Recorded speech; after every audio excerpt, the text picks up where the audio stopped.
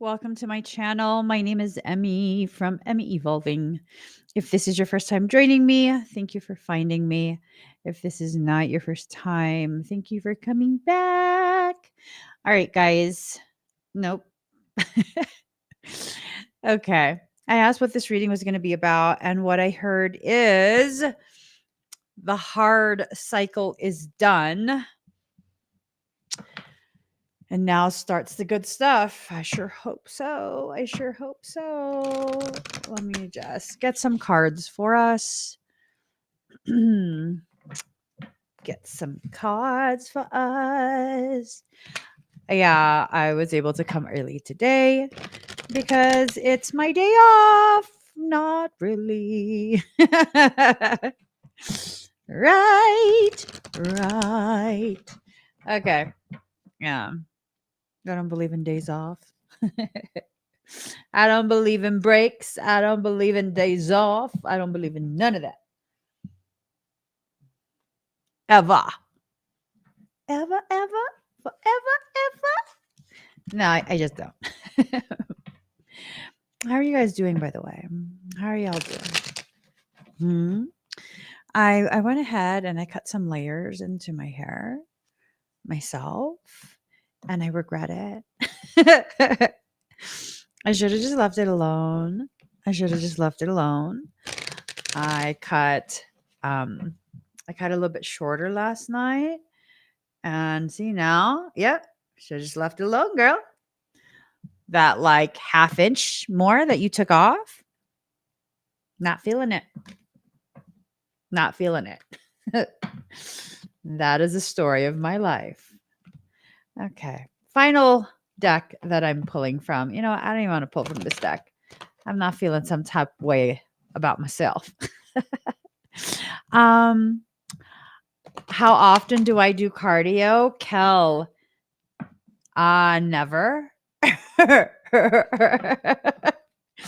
Never. Not until it is actually time for me to do a competition, because I'm going to have to increase it by 20% in order to drop however much I'm needing to drop and completely lean out. So my cardio is 3.5 hours of supersets, 20-second break between each set, which is worse than cardio. So I tell you, I'm saying, you know, I got stamina like a mofo, but only if I'm lifting heavy. I don't play no cardio stuff. Yeah, I don't play no cardio stuff. Yeah, no, I don't do cardio because I don't want to put my body into a catabolic state. I probably should start like 10 minutes or something twice a week. I probably should start, but I'm good. I'm good. Kelly's like, that's the answer I want to hear. What I do is not, it's not advice for anyone else. It's specific for me and my own laziness.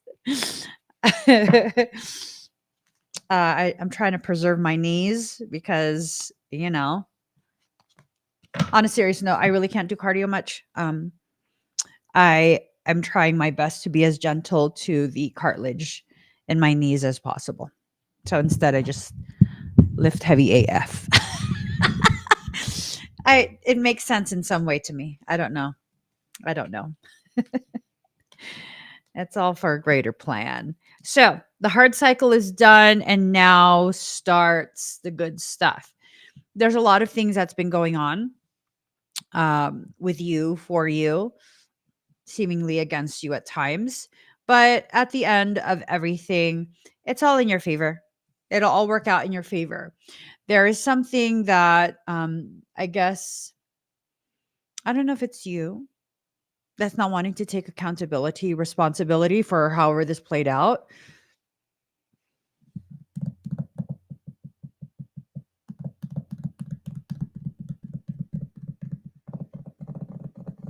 You know what? This is a little bit odd. The energy of this. It's odd. It's odd. I feel like this isn't about you. I feel like this is about whoever it is that's so fixated on you. Do we need to even I don't even feel like we need to really care about what other people think. Um, let's see. Let's see where this goes. So this is someone who doesn't want to take accountability, right? They're not in a high priest, high priestess type mode. They're just very much, I don't know. I don't know. It's not a very good feel. It's just not. It feels like this is something that has been, I hear the word plaguing. This is something that's been plaguing you for some time. You've probably been side skirting dealing with it. And now you're needing to address this, I think, to some degree. You're needing to address this. So address it. Okay? Address it. Whatever needs to be addressed. um this is someone who's very upside down in their sense of self, in the way they carry themselves, the way they move through their life. I don't know. I don't really honestly, I don't want to make any of our reading and our time spent together about anyone else but you. I want you to reap the benefits of the time that we spend together. And I really don't want to waste my day off. I know. If Ocean's here, we know how I function. I don't want to waste my time on like inconsequential people. I feel like whatever this is, whoever this is, they're inconsequential to you. They're upside down in their foundation. And this is something maybe you need to know about it to serve as fuel for your passion so that you can move forward. You can push um, beyond what? I don't know, beyond their it's like beyond their attempt. I already know. I felt you. That's what it is. um yeah, cuz this is not something that you initiated. This is not something that you asked for, but you're also not imagining the severity of this person's behavior. Mhm. Mhm. Mhm. Let me just I'm telling you. It's making my third eye drain. Hold on, hold on. Hold your phones, please. Hold your phones, please. Hold up. Yeah. Bu-du-du-du-du-du. My nose is starting to drip. Maybe because I don't want to breathe in the stench of this caca. Some people are just caca, you guys. Just accept that they are like caca and move past them. You know what I'm saying? Move past them. Allow yourself to get to a point where none of their caca matters because really it doesn't. The only see now I'm super nope. Sorry. I thought I was wearing a regular shirt. Um I don't know. I don't know. This is just something very okay. So let me the hard cycle is done and now starts the good stuff. You've had to deal with this, right? You've had to deal with this for however long you had to deal with it. And now it's on and popping. It's ready. You are ready. You're ready to correct the imbalance, right? There's an imbalance that occurred. You're shifting out of that. That's very, very good. So that would explain why the good stuff is starting. You have severed all connection. Okay. I'm liking this reading. I'm liking this reading. Okay. I'm liking this reading. And the reason I'm liking this reading is because it's very like indicative. It's almost like, for me personally, it's speaking about some of the things that have been going on behind the scenes for me, right? And I'm hoping that you guys have similar things going on behind the scenes for you, where everything is aligning for you. Old chapters are being closed, the whole motherfucking book is being burned. Like, you know, it's time. It's time. And to one specific person, I'm not going to think of you ever. I'm not going to miss you. I'm going to be so fucking happy in my life. And there is nothing you can do at this point to stop what the fuck you started. I love it when badass women support and protect other badass women.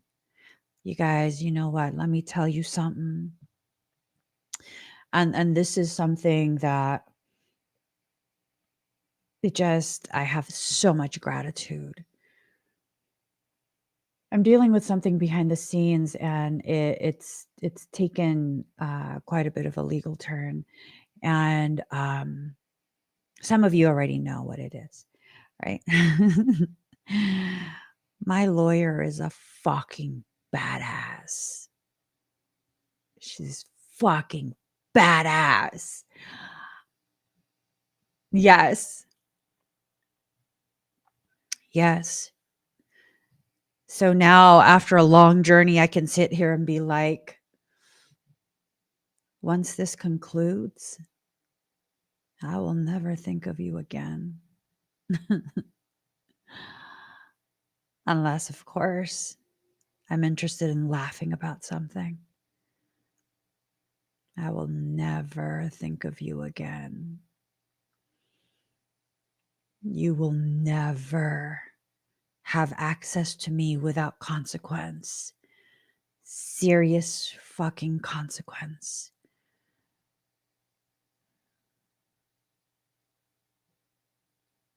I've earned the right to gloat. I have.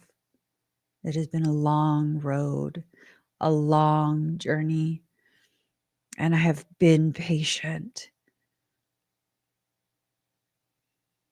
I have invested everything that needed to be invested.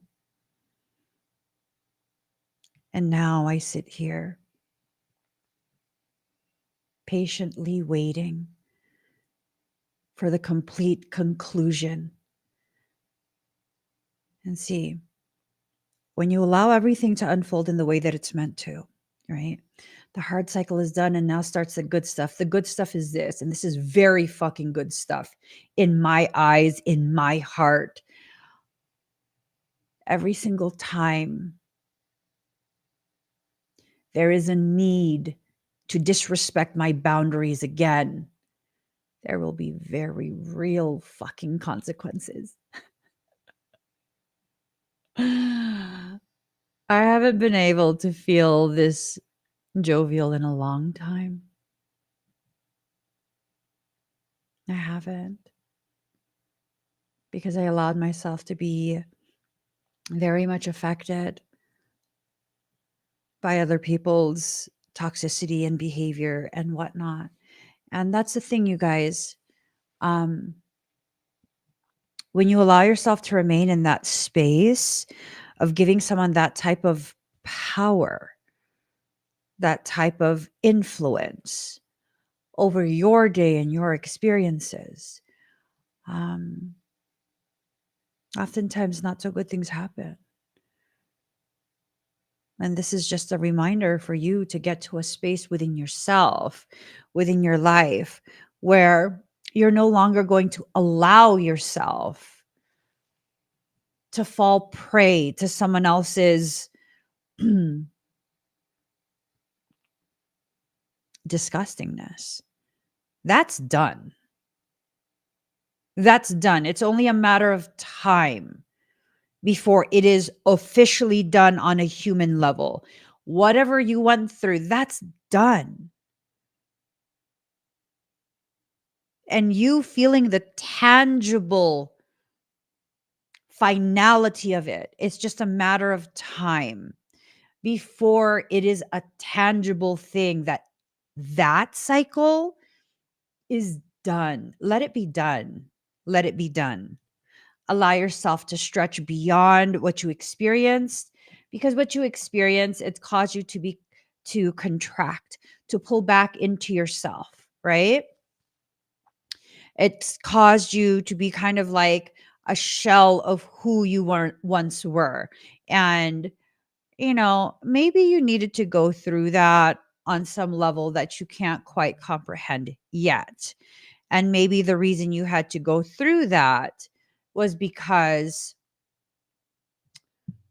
you needed to empty out the parts of you that were resistant to the process that you're in, this process that's taking you to a whole nother layer and level of your existence.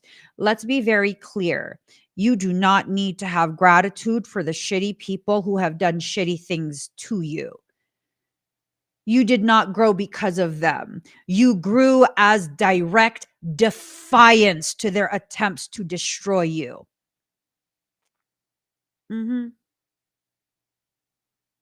This is all you, baby. This is all you. You're healing yourself. You are moving beyond. You are ending those cycles. You cultivated the good stuff that is headed your way. It's all on you. Do not have gratitude for people who did horrible things to you. They served as the trigger, nothing more. Nothing more. One component of a mechanism that shot you forward. I love that. I love that a lot. I love that a lot. You hear that, Swiss Satan? I will never have gratitude for you. Never.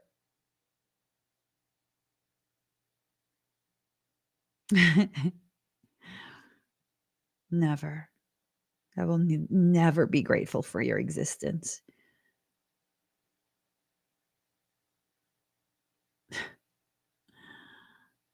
Ever.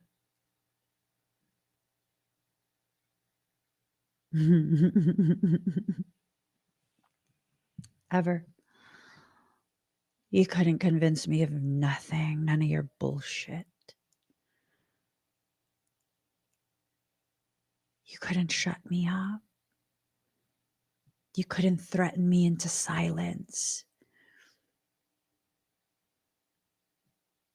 You couldn't do shit. Everything you did fucking failed.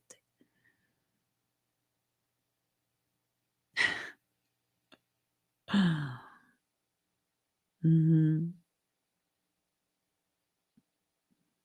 Fucking failed. Because why?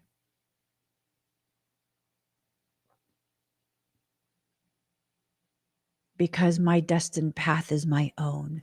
Your destined path is your own. Nobody can stop you from what you were created to do. Nobody. Nobody. Hell, if we're going to really be honest, you can't even really stop yourself. Right? You can't even really stop yourself. You can maybe slow it down. Why would you want to? I mean, I've done that several times. Slow down processes, internal processes, externalized processes. I've done that several times because I was afraid of how people would receive me, because I know I cannot control how people see me. I can only be myself. And there was a very tangible fear of people seeing my most authentic parts and having a negative opinion of that. Not everyone has good taste. Right? Not everyone What? Sorry. I got a notification. Not everyone can handle the gravity of you. That doesn't mean you reduce your gravity. It doesn't mean you reduce your worth. It doesn't mean you try and accommodate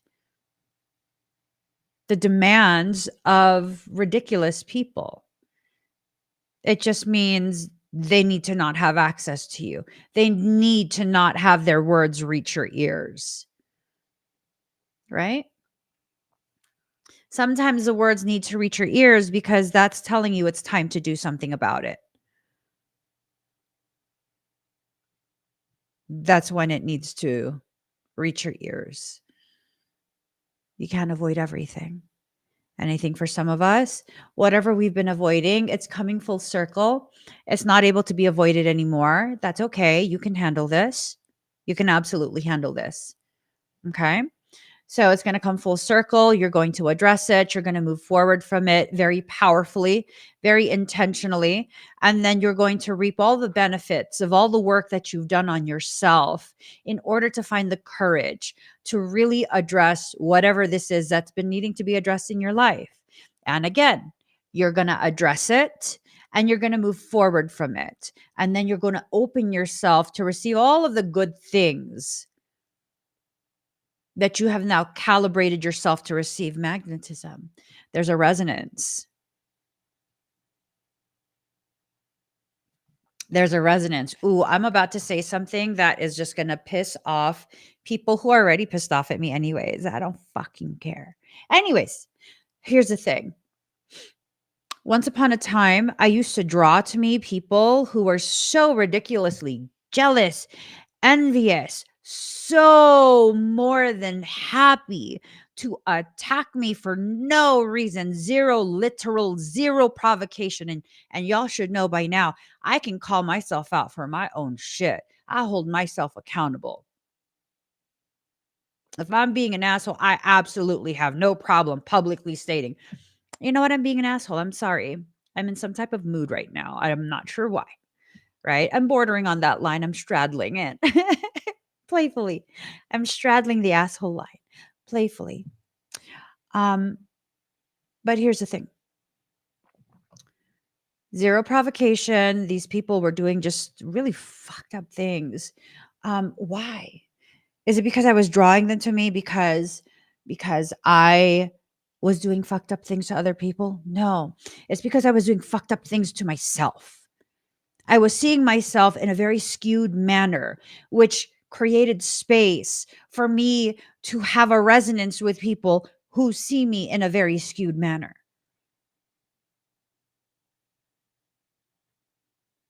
So here's the thing that's going to piss people off. I drew to me, by way of the law of resonance, loser ass people because I treated myself as though I was a loser. I saw myself emotionally as a loser. Intellectually, I moved past that. Emotionally, I had not yet. And because that existed in me emotionally, this sense of I am just a loser, I drew to me the losers of those groups that I tried to allow myself to coexist with. Not everyone in those groups were losers. Not everyone was okay with the gang stalking that was planned carefully by the leaders of the losers. You could be a leader of a loser, you're still a fucking loser. So I don't have any fear speaking openly at this point.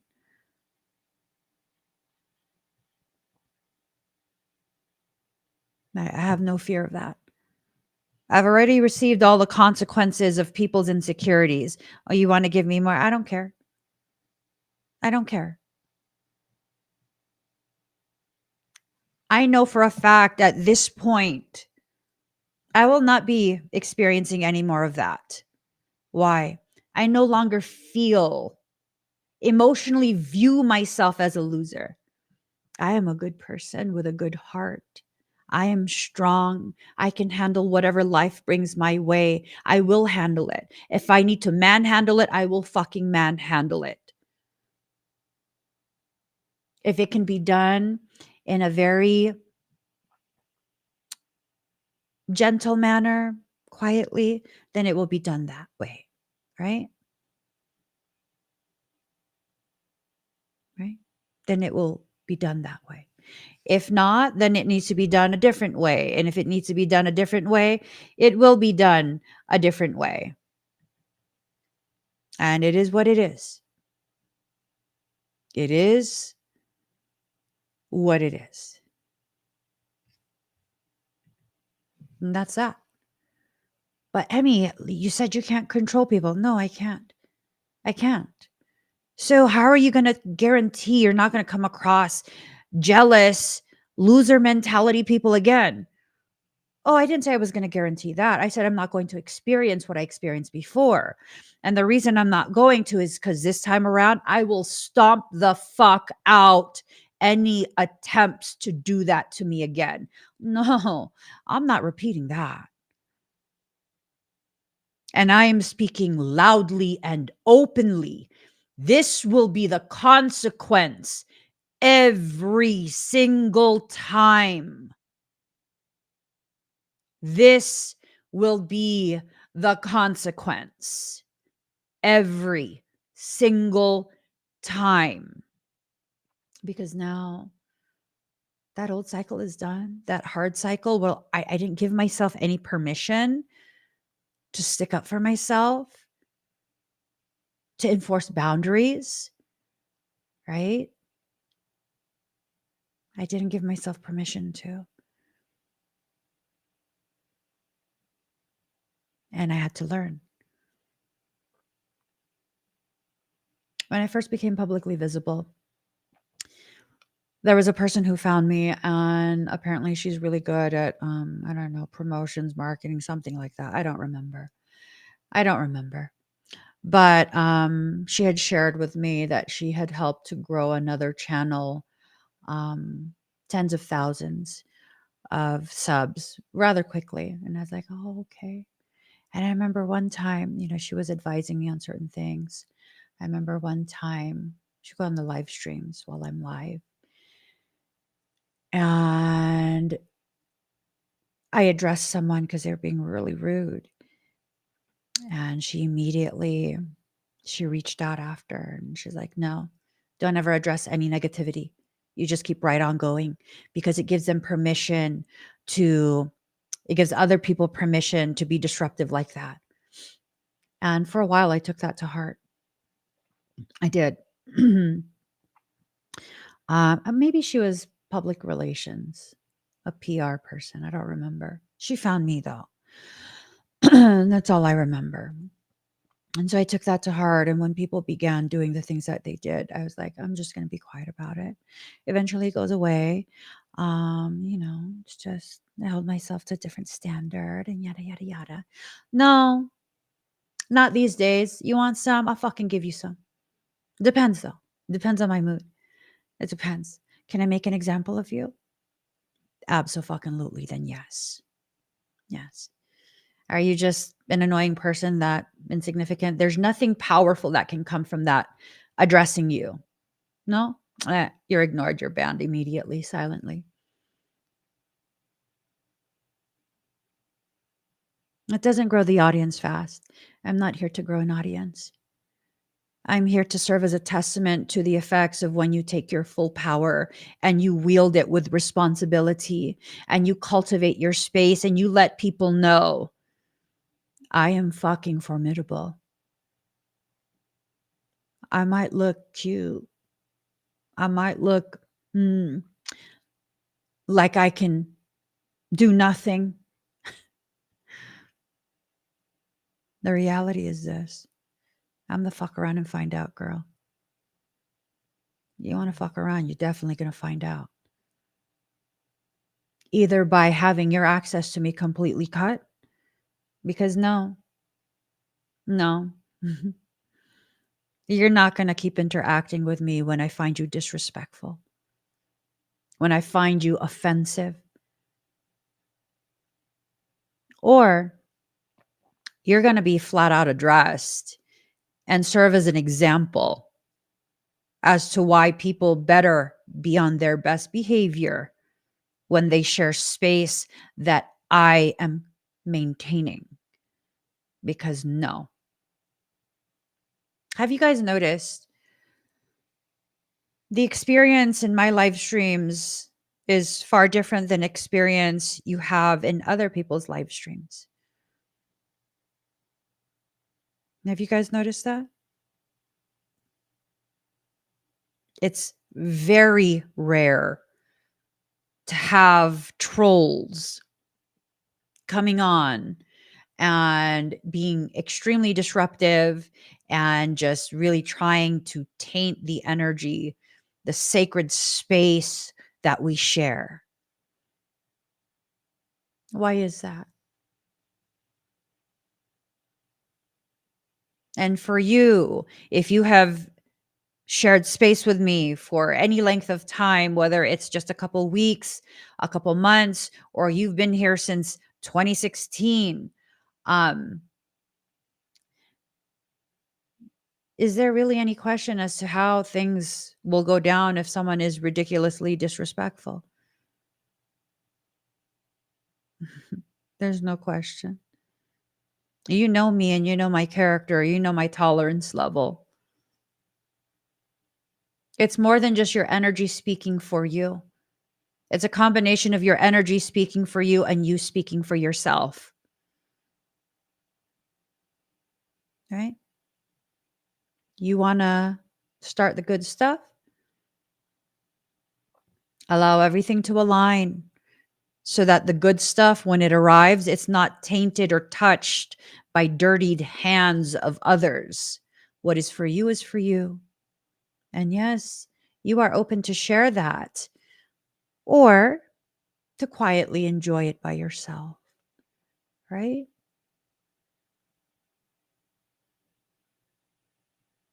The hard cycle is ending. Don't start another hard cycle. You just finished it. Don't start another hard cycle. Allow yourself to get to a point where now you can take a deep breath in, a slow exhale out, and really enjoy the fruits of your labor, right? I'm at a point where I have done so much work on my perception of myself. And I'm going to, from this point forward, regularly enjoy the fruits of my labor. What does that mean?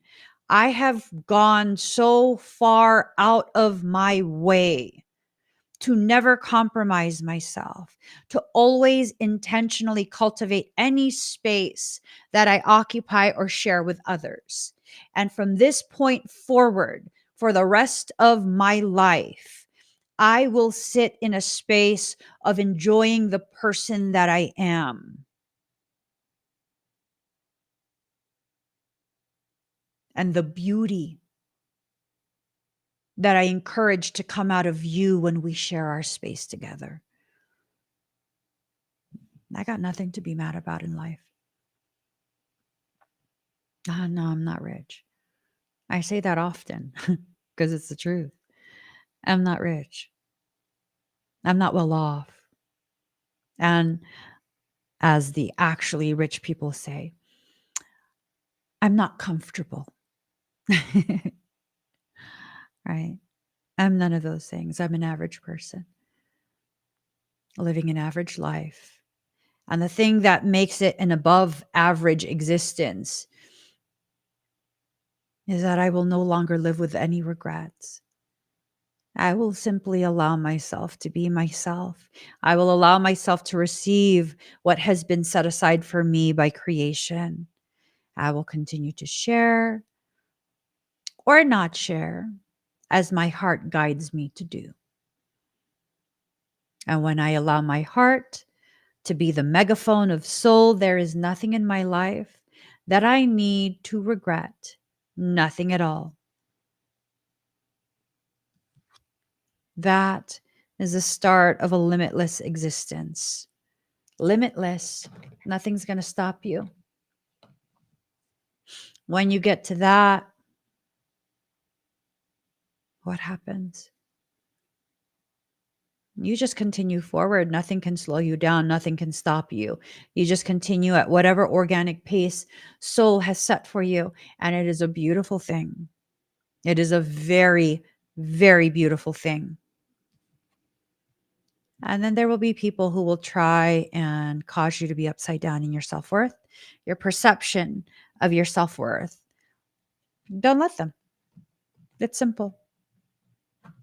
It's a very simple solution. Don't let them.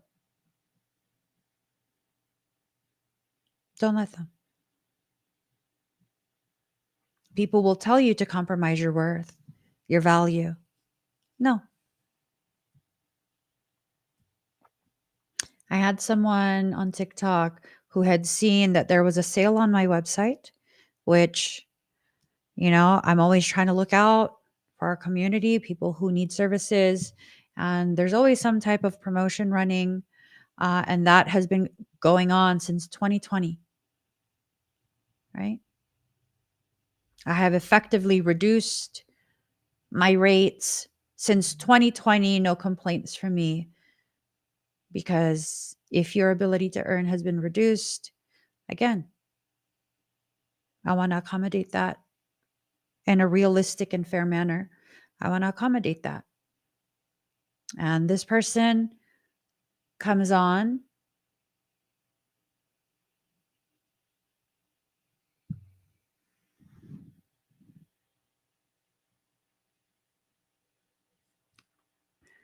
This person comes on and tells me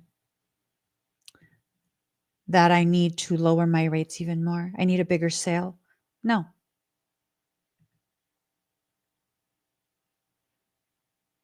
No. Absolutely not. Why do I need to do that?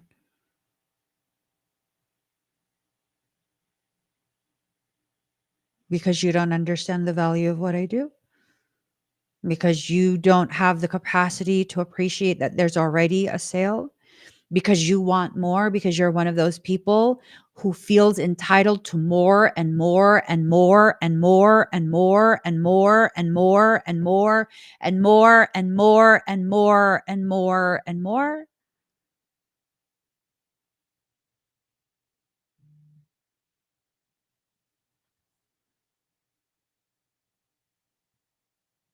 Is that something I'm supposed to accommodate?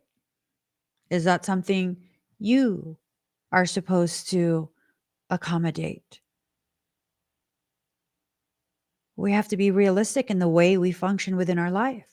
You want the good stuff to start, you have to have these boundaries and enforce them, right? Did I need to take that personally? No. Did I need to correct that? Yes. Yes. Right? People will have very skewed perceptions of you.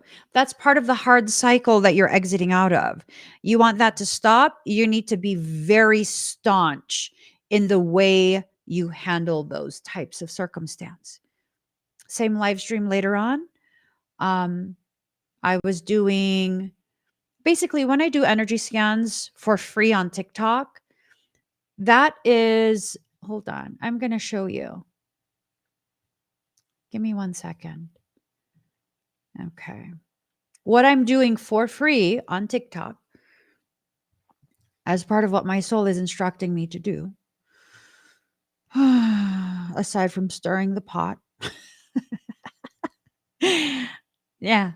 So said to stir the pot. What I'm doing on TikTok is this, and I'm put it on the screen. It's this session. I'm doing it completely for free, right? So it's not uncommon for me to be on TikTok for like 4 hours, doing all of this for free. Typically, if I'm on for that long, I've probably helped 20 to 30 people. 20 to 30. Can y'all do me a favor? Click on that link and see what that service is priced at? Because I don't know what it is. Right?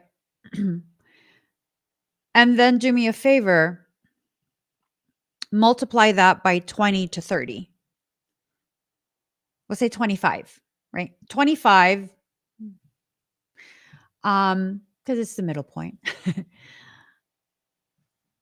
I'm doing all of this for free. If you guys think, well, you can monetize. Okay. I look and I see in my live streams on TikTok, I think they're averaging like $5. $5. I'm not there to make money. Okay. So same live stream, going back to what I was saying, same live stream. And I let a person know that I've just done the medical intuitive private assessment for. Right. Yeah. Given away in a live stream. Okay. I tell one person, like, okay, this is a situation that's happening. And, there's a parasitic circumstance. You need to get a parasitic extraction. If you resonate with me in the work that I do, I can handle that for you. It's on my website. But that's what you need is an extraction. Now, mind you, I'm not just doing the assessment. This does not include, it's very common for me to do lymphatic clearing. Here. Do me a favor, open a window with that link. I'm doing lymphatic clearings, fascia purges. I'm doing liver flush. I'm working on people's lungs, all of this. Not a mention of anything like, okay, this is of whatever value. I don't give a fuck. Right. And so this person, I tell them you need an extraction. And someone in the comments says, ew, that's how you do things. You're doing this to tell them to buy a session.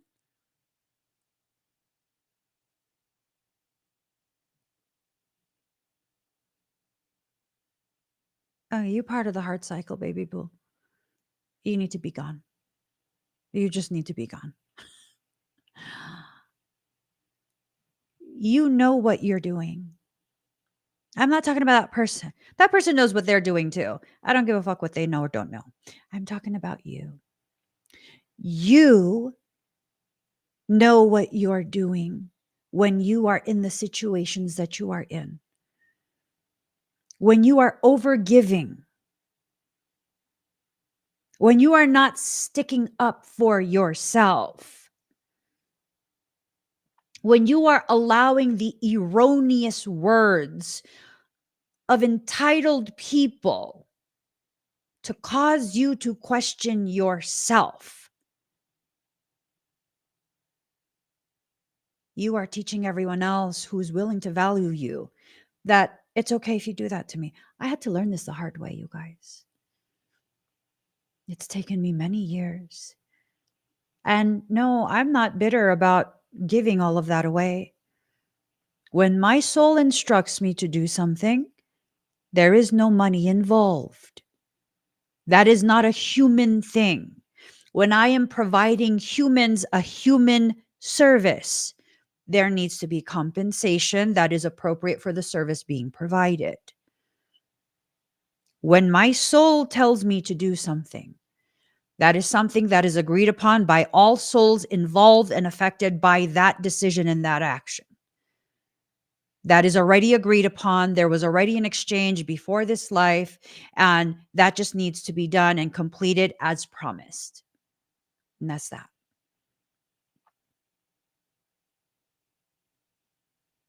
So now when you have the people who come in and they try and convince you, let me take this off screen. They try and convince you this and that about you. Don't embolden them by staying quiet. I know that people can see when I ban someone.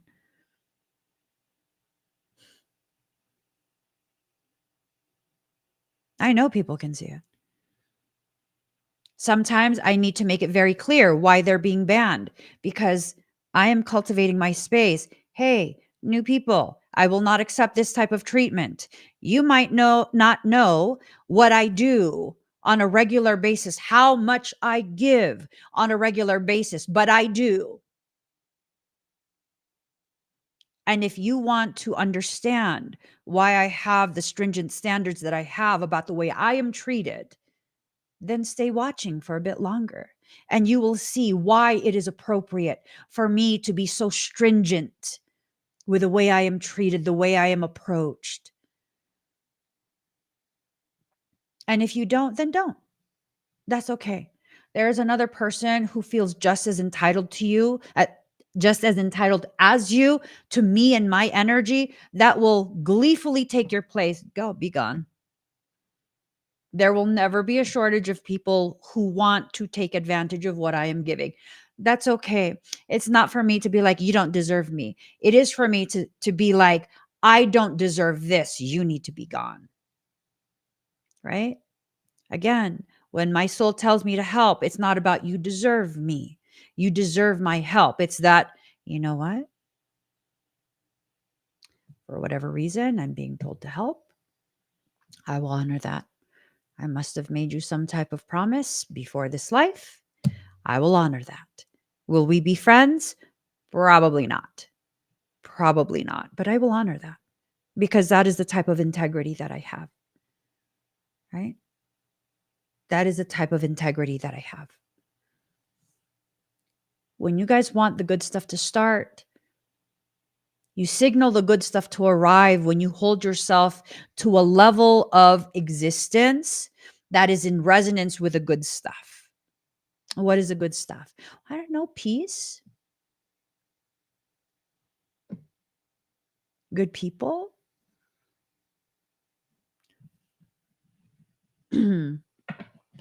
This reminds me of a time in my life where I had gone through a really, really hard cycle. Like it was really hard for me because this was the tail end of like a 2-year repeating cycle, one after the other, after the other, after the other. And this is often the period of my life that I speak openly about because I learned so much from that period. And so this period, difficult period, is coming to a close. And I'm fractured, man. It was hard. I was fractured because I couldn't understand. I was trying so hard to understand, and I could not for the life of me see what I was doing. I like to hold myself to a level of accountability that is oftentimes very ridiculous and unfair to me. Like I would never expect that from someone else, but I do that to myself, and this is how I grow myself. So I couldn't understand.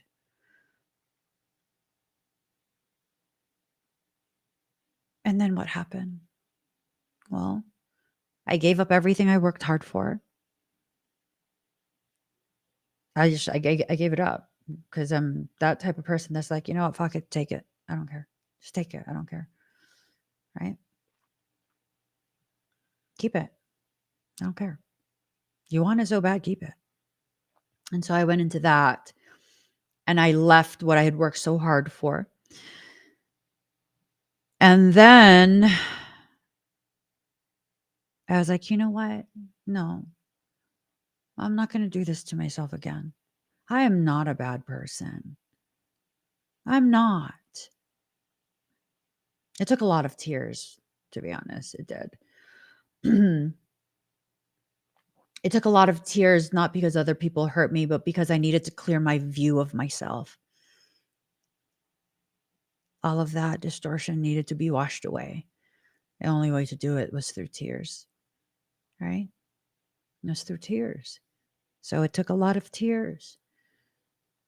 And after I cried those tears, I kept trudging along. And then other things happened that weren't part of those cycles. But they were also very difficult. And in that difficulty, I became aware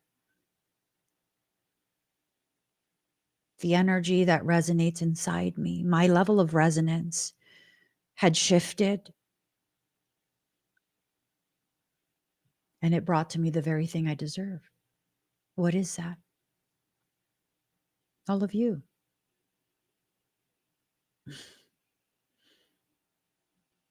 All of you.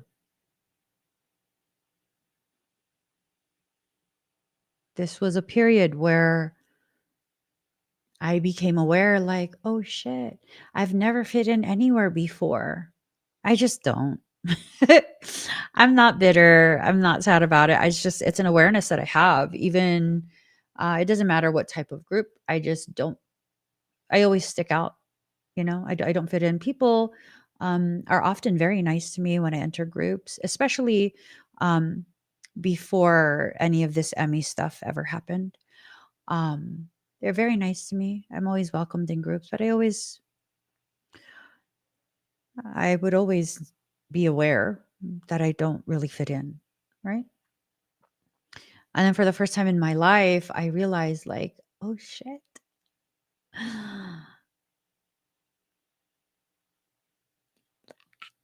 Oh my God. An entire community was built around me. What the fuck?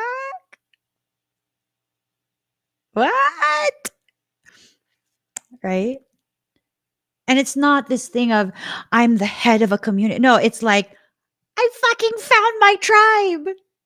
Or rather, my tribe found me. Like we're pretty much all the same here. Right? We're all the people that people like to pick on, people like to take advantage of, people think we're weak, but really we fucking badass. We like, you can't handle me. So I'm not gonna do anything. You can't. Ooh, if you just fucking knew. If you just knew, you can't handle what the fuck I'm bringing. So I'm gonna let you get away with it this time, right? We are all the ones who give so deeply, even when we don't have anything left for ourselves, right? We are all the ones who bleed for everyone else. And based on our life experiences, we've rarely ever had anyone even offer us a napkin, right? Mm. When you allow yourself to be shifted into a space of resonance that is in alignment with the good stuff that is for you, well, then it arrives a lot faster. What's for you is for you. Whether people can see you're a good person or not, whether people are aware of the difficulties you've lived through and just exited out of, it's irrelevant. It's irrelevant. It's irrelevant. I need to start cutting up clips of TikTok live streams. I don't know if I shared this with you guys. I might have. I often have people who don't understand the true gravity of the work that I do, the actual work that I do. A lot of people think that I'm a tarot card reader, and I'm not. I can read tarot cards. I can read oracle cards. I'm a psychic, clairvoyant, clair everything, precog. Um, I can channel if I wanted to, which I don't. Don't fucking touch me. I can hear you. Say it. Don't enter. um, the work that I do is actually something that's so far beyond what I'm comfortable talking about.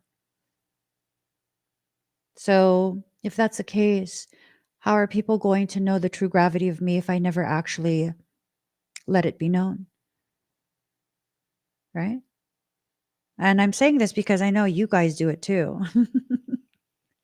I just finished saying we're all the same here. We all act the same here, right? So I know you do it too. We both do it. We all do it. People don't really know us, and we're like, oh. Just nobody understands. Nobody gets me. You never let them see you, the real you.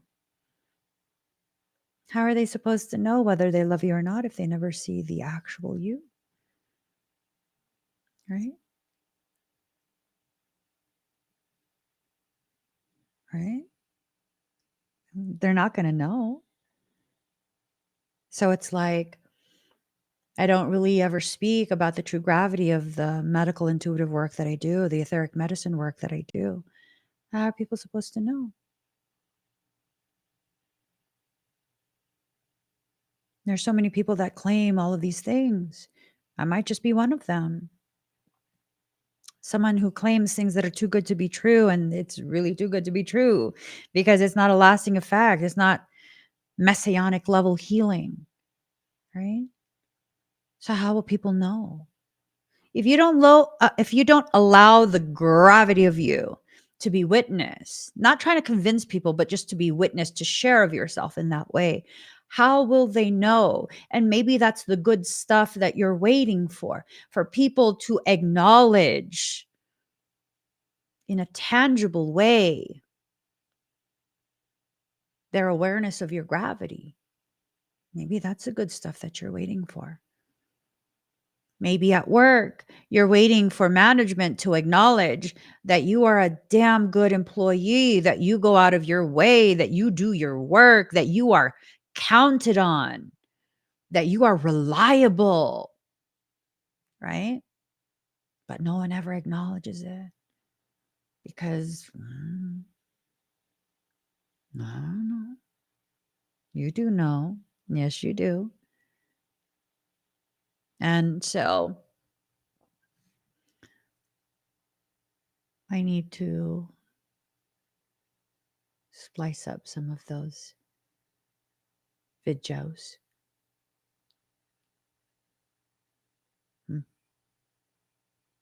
Yeah.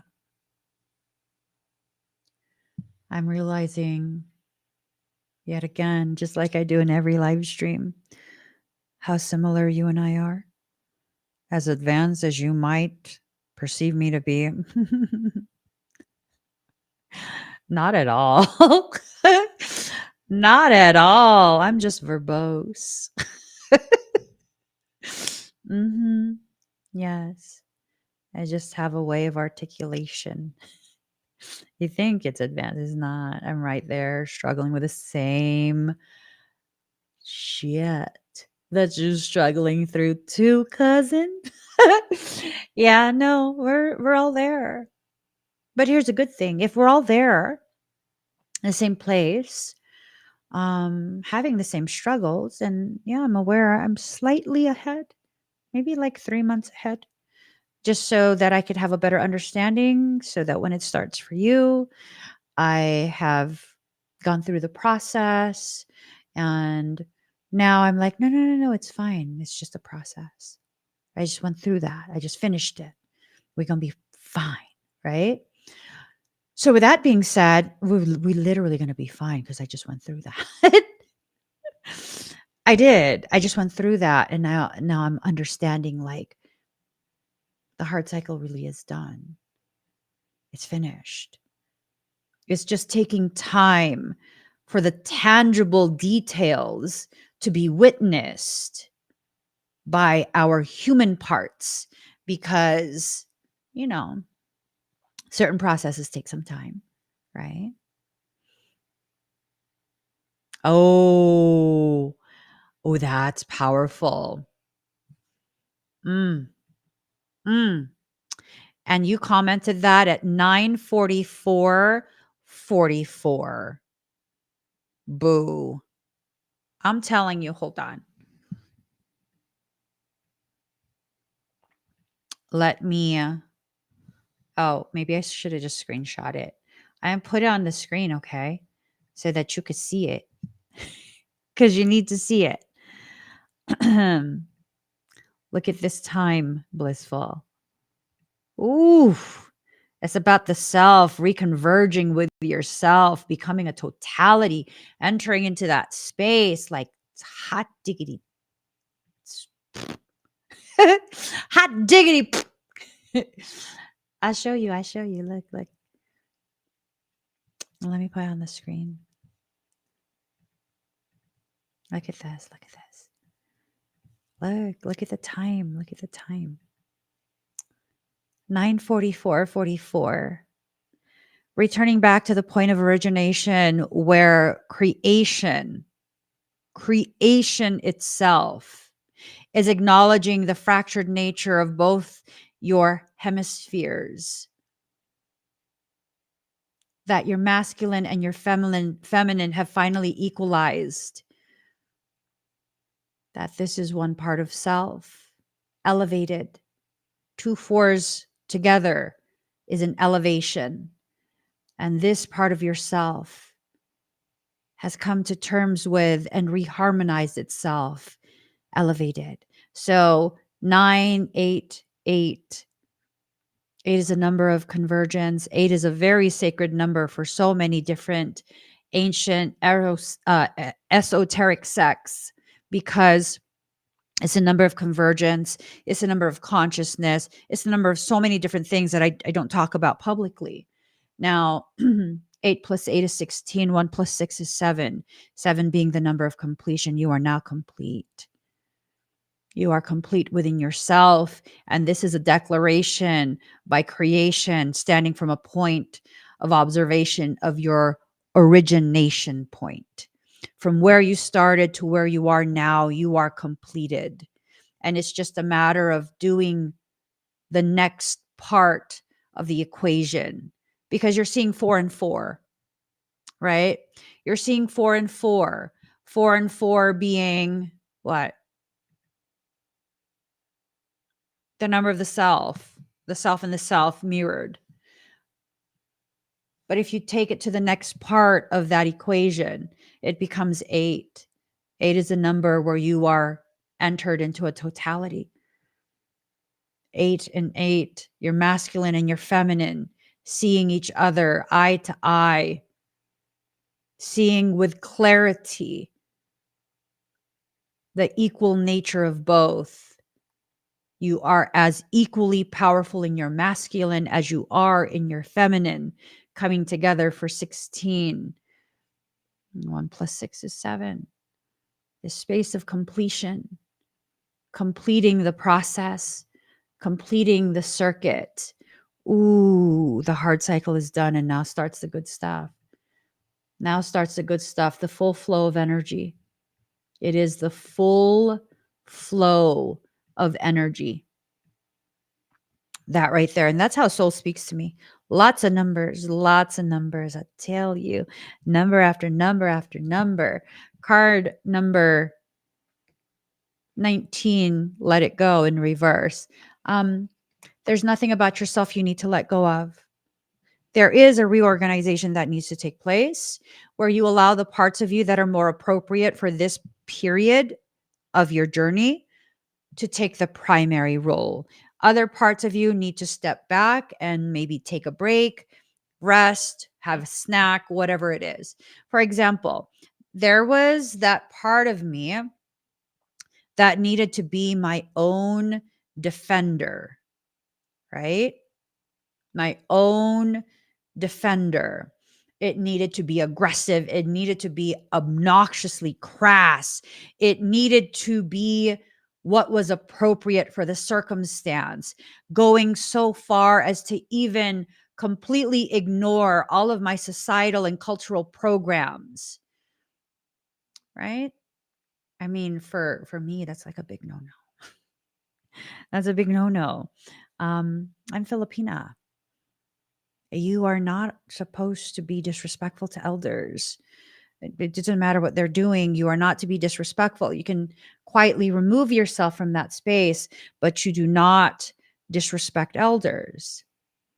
And as part of my recent history, I had this disgusting piece of shit of a person who had sent me, I want to say hundreds of emails referring to me as a whore. Yeah, apparently I'm a whore because I've been in a monogamous, committed relationship for 25 years. Yeah.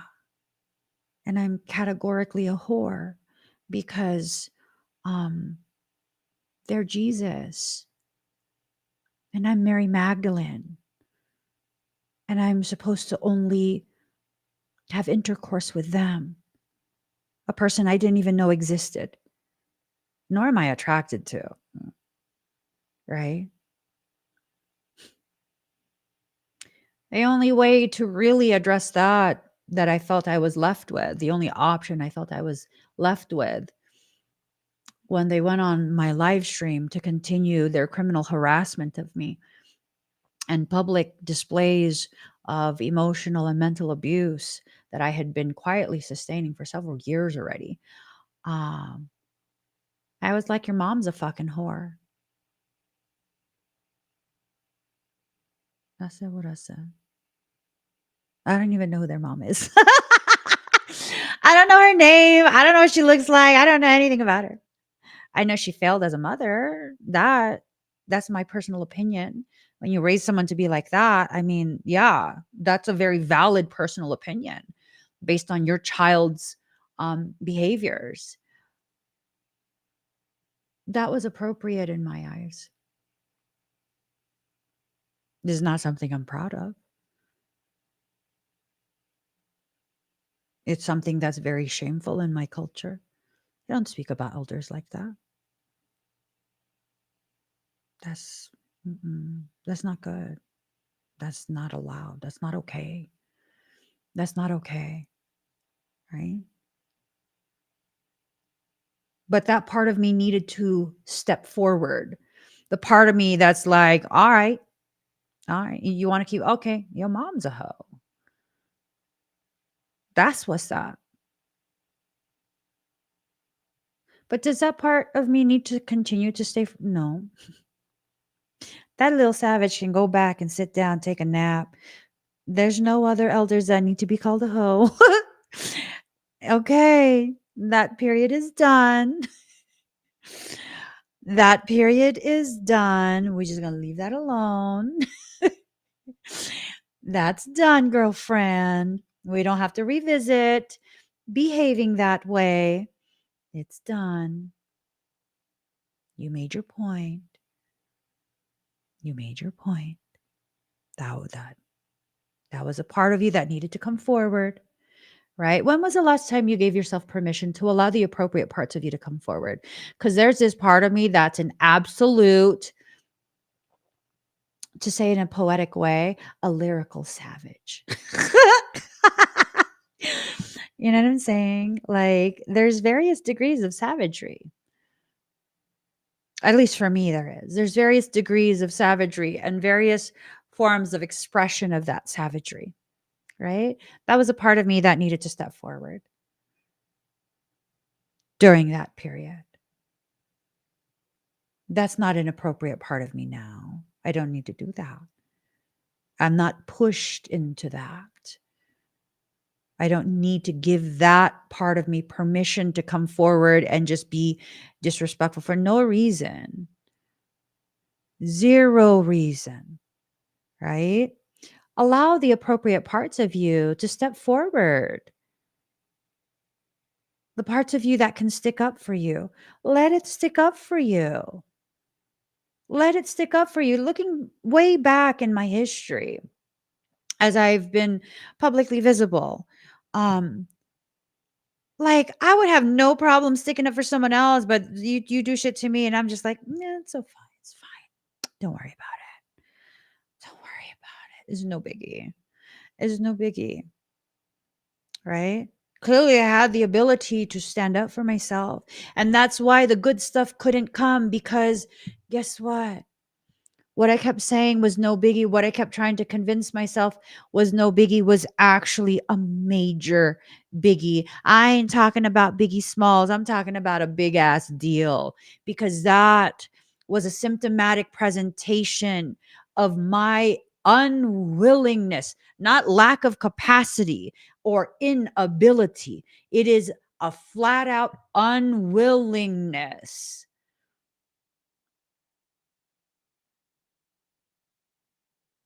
to hold myself with a degree of value that I intrinsically have. We all have an intrinsic worth. You're born with this worth. We all have an intrinsic worth.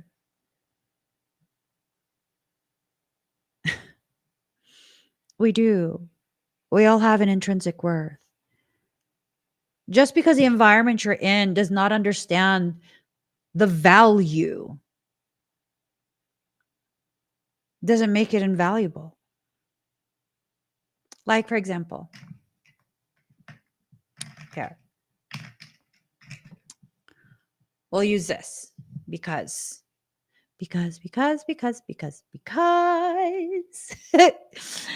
Okay, I have this ring, right? People are like, oh, whatever, Emmy. It's just a ring. It's not even gold. It's 925 silver. Yeah, it's not gold. It's not white gold. It's 925 silver. You see it? Like, what's so valuable about that? What's so valuable about this?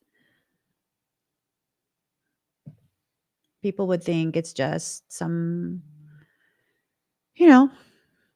random ass little trinket. I mean, it's pretty, yeah. Thank you, Lisa. Well, what's so valuable about that? You ever heard of moldavite?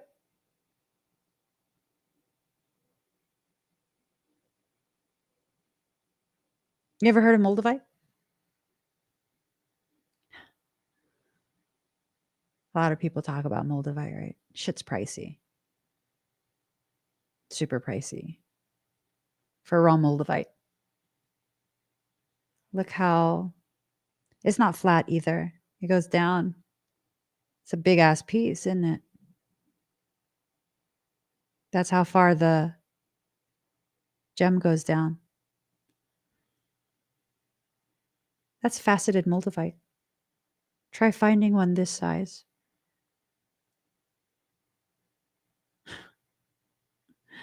I believe this was like, I want to say it's 3 carats. 3 carat faceted moldavite. Good luck finding one of those. Real moldavite, not cut glass. Real moldavite with a, what is it called? Schroll in it, right?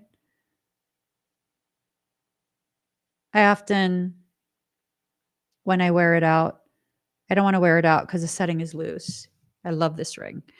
When I wear it out, I often would have people like, oh, your ring is cute. I'm like, boo. Thank you. Right?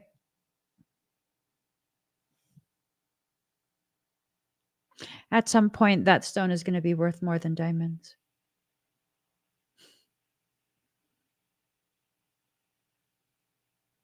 People don't know. Another thing. I'm going to show you guys this. I've had this for a very long time. I got this when I did a spiritual fair, right? The girl was selling it for, I want to say like $15 because there was no way I was going to pay more than that for this. And I've worn it.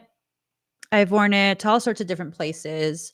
I don't wear it anymore because I'm always worried that I'm going to lose it. And the string has started to fray. So gorgeous, right? I loved it. I've always loved it. It's a phoenix and a dragon. And it has, I wore it to Machu Picchu when I went a couple of years back. I wore it to Machu Picchu. So it has that energy in it. And then one day, years later, for some reason, I was like, is it broken? Why does it look like that in the light? And so I went and I got my phone and I shined a light on it.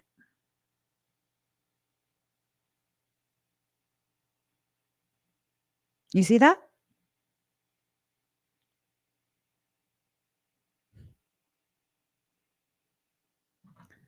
That is not obsidian. She sold it to me for $15 thinking it's obsidian. That is not obsidian. I didn't know for years. I cherish this thing though. I love it. You want to see it again?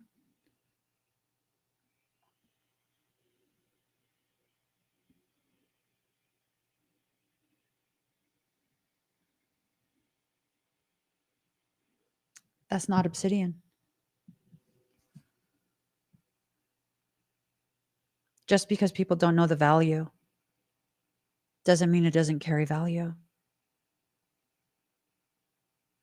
So I brought it to my besties because my besties are also into crystals. One of my besties is my supplier. I've gotten so many crystals from her. Like, those are all personal collection crystals that I will never sell.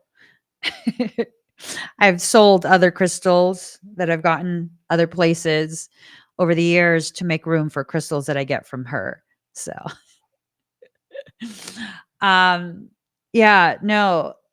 we're not too sure what it is, but if I remember the conversation right, there is a potentiality that $15 pendant, not malachite, that $15 pendant is a ridiculously fucking rare stone that's valued at several $1,000s for that size, several thousand. And I'm just like, well, I'm never selling it anyways. Right? Just because people don't understand your value doesn't mean you don't have a value. It doesn't. You need to begin learning your worth so that when people don't understand the value of you, you can be like, oh, that's fine. I think it's some type of hold on, let me see. I think it was like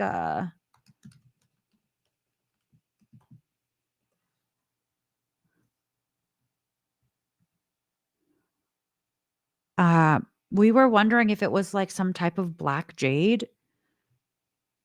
Hold on. Let me see pictures of it.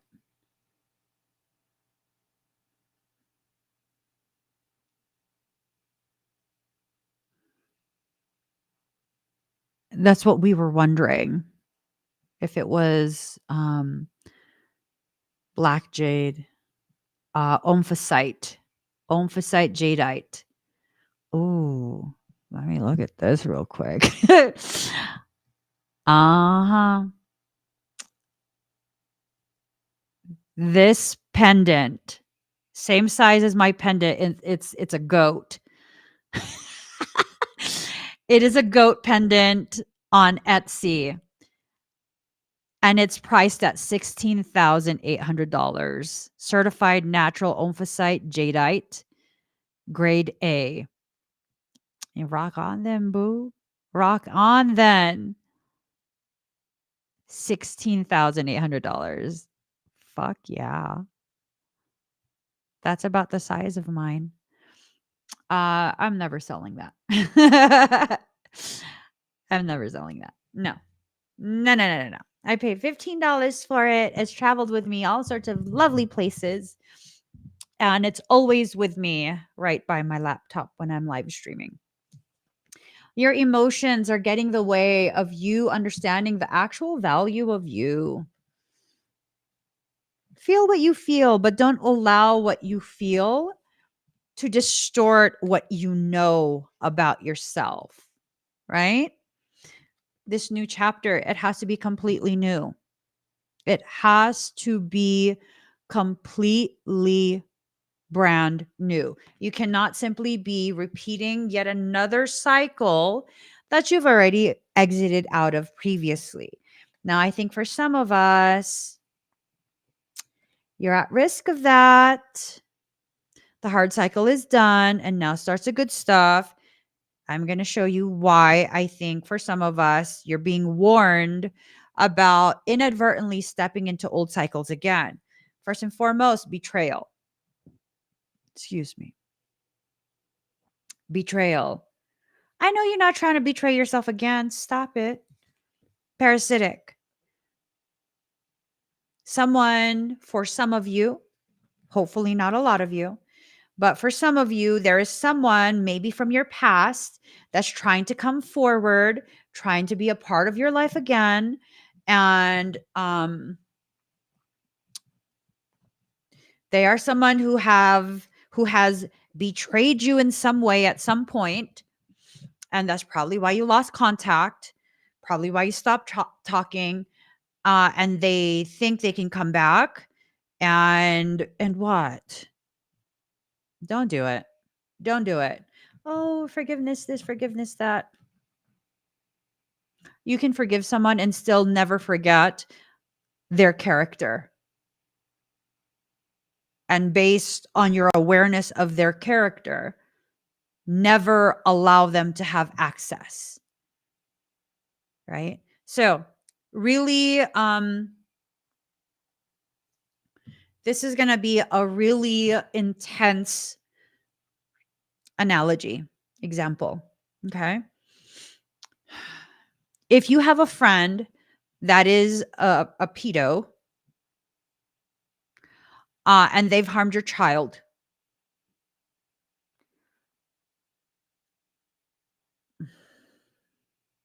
and they say sorry, they're genuinely sorry. Okay. You can move forward from that. I guess you can move forward from that. And you are accepting the apology. You're forgiving them. You're going to leave them alone with your kid again?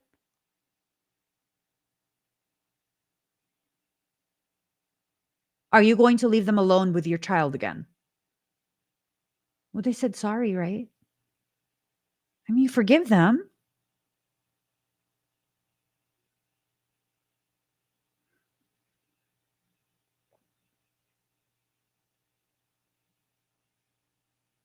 I mean, that's what forgiveness is, right?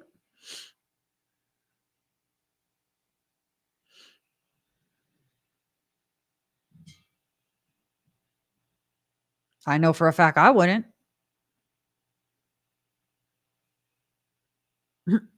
No. Thank you for apologizing. Never contact my family again. Do not come around. Do not send apology letters or anything like that. In no way, shape, or form are you ever to contact my child. Ever, ever, ever. Right? Sometimes when we take our life circumstance and create an analogy that is so far excessive, you'll begin to be like, you know what? No, no, no.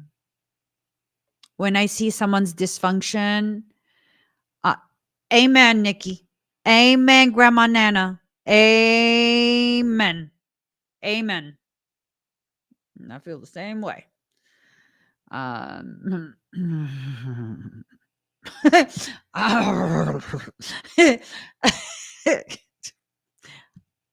Hell no. Right? This is someone from your past that's trying to say sorry, trying to regain access. No. No, thank you. Right? I had someone re-find me as I was live streaming on a different platform. Haven't had any contact with them for years. The last contact was completely unanswered because, again, I'm good. And that last contact was when they admitted to me that when we did have contact, where I wasn't talking shit about nobody, I was just like, how's your day? Oh my gosh, what kind of crystals do you have now? How's everything? Oh, you popped in my head. Hope everything is good. Right?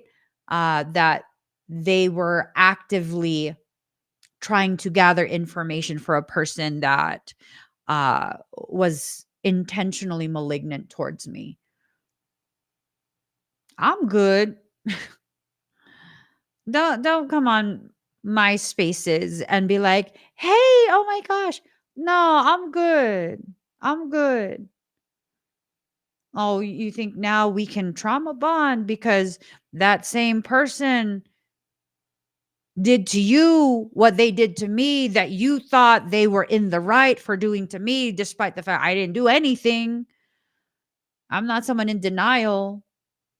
I literally didn't do anything, right? Nah, leave that in the past. This doesn't leave that in the past. You already learned everything you needed to learn from that. And that's just that. Leave it in the past. Leave it alone. Don't rehash it. Don't revisit it. Just leave it exactly where it is. Because guess what? It's a trap.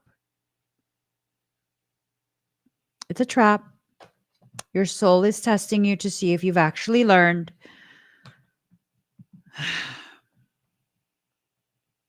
It's a trap.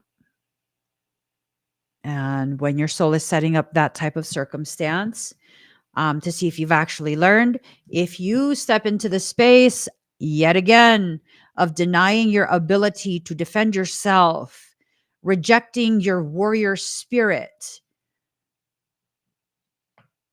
well, then that is a baptism through the flames and you will burn yourself.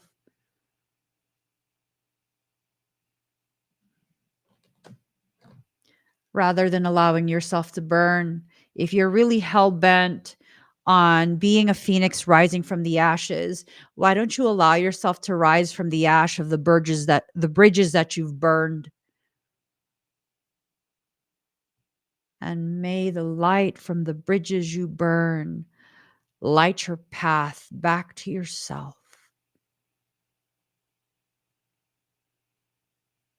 You can quote me on that. Yeah. No, I'm good. I'm good. Um, I found that even when the bridge is rickety, there will be those who will try and cross that bridge again to access you again because they think, oh, you didn't know what I tried the last time. And this time, I'm going to be extra careful and I'm going to be able to do what I failed to do the last time, right? No, no, no more of that. Don't give them access. Don't allow them. No, there's no need for any of that. There's absolutely no need for any of that. Just, real life situations too. How do you forgive someone who does that and infects you too? Oh, I lost a close person in such a circumstance. 30 plus years and still angry. Wow. Well,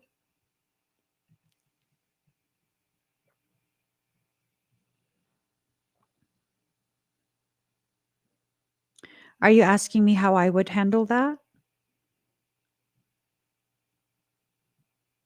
Because I'm absolutely open to sharing how I would handle that. And it might not be in the way you guys think. It just might not. um, I saw a video this morning before I hopped in the shower, and it was this guy. He was sharing how he was in line at Wells Fargo, and someone else who he was not there with was speaking to one of the bankers at a desk. They were finishing up on a home loan application, and the guy who was finishing up with a home loan application became extremely upset, um, very bewildered by the circumstance.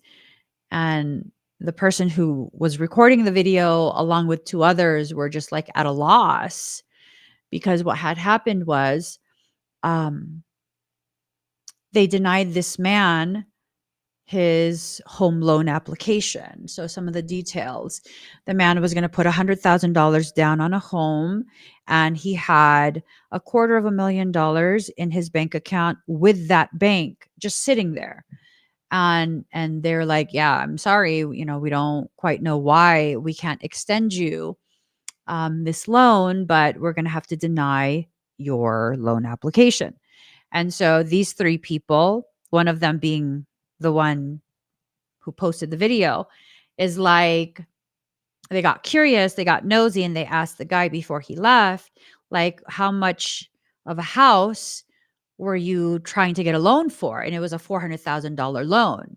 So 400,000 minus 100,000 down payment is 300,000 minus the 250,000 that's just sitting in an account with that bank.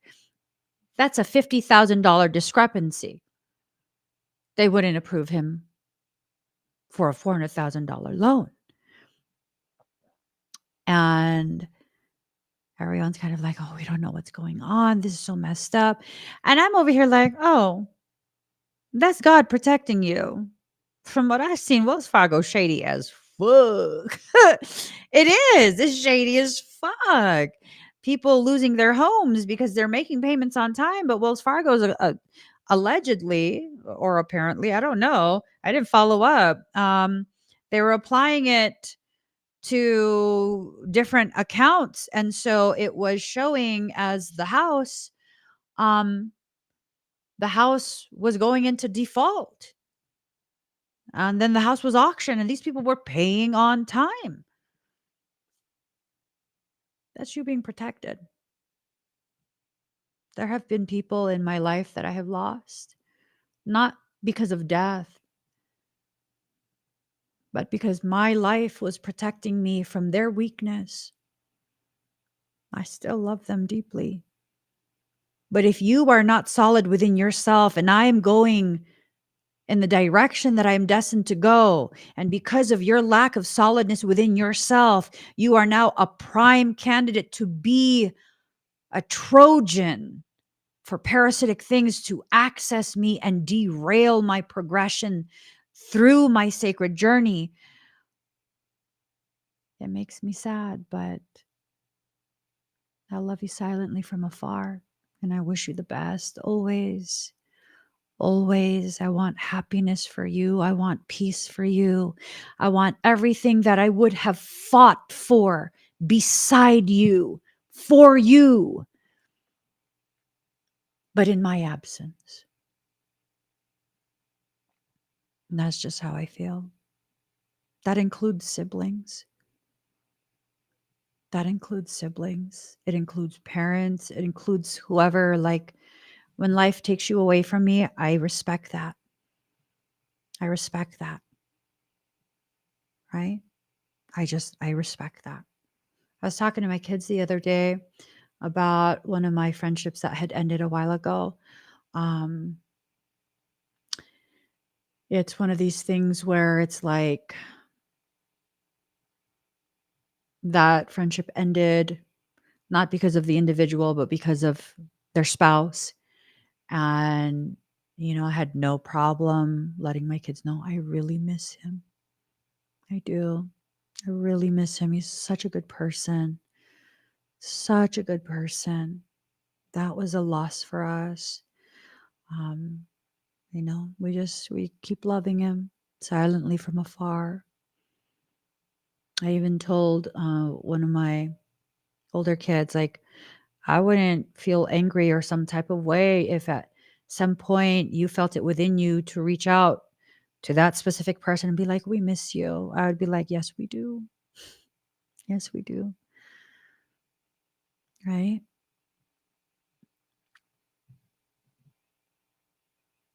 And that's also true, little Nemo. Sometimes the sense of anger and betrayal comes from the fact that you love them and you don't feel the reciprocity. The love is not reciprocated, and that can hurt. That can hurt a lot. And that's another reason why I'm very grateful for the life that I've lived and the experiences that I've had, regardless of how painful, because I have a very deep understanding and acceptance. Not everyone will love me. It doesn't take from my value and my kindness, my compassion. Not everyone has a capacity to love. And even some people who have a capacity to love, they don't have the capacity to love at the depth that I hope.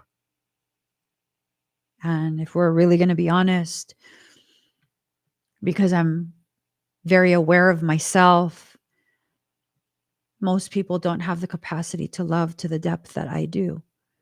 And it's not a competition, it's an awareness. It's a necessary awareness, because when I'm aware that most people do not have the capacity to love at the depth that I love, it takes away my need and unrealistic expectation of people loving the way I do. Right? Absolutely. Letting go with grace, just respecting, knowing that you didn't do anything wrong if you didn't do anything wrong. And that sometimes life is used to protect us from the presence of the very people who will inadvertently be the gaping hole that is used to access you. Gaze, you already know. You have a very elevated purpose in life. For those that don't know, is it okay, Gaze, if I tell them about your schooling? Is that okay, Gaze? I want to make sure first. I don't want to just bust you out like that. If you're comfortable, I'll let them know. Oh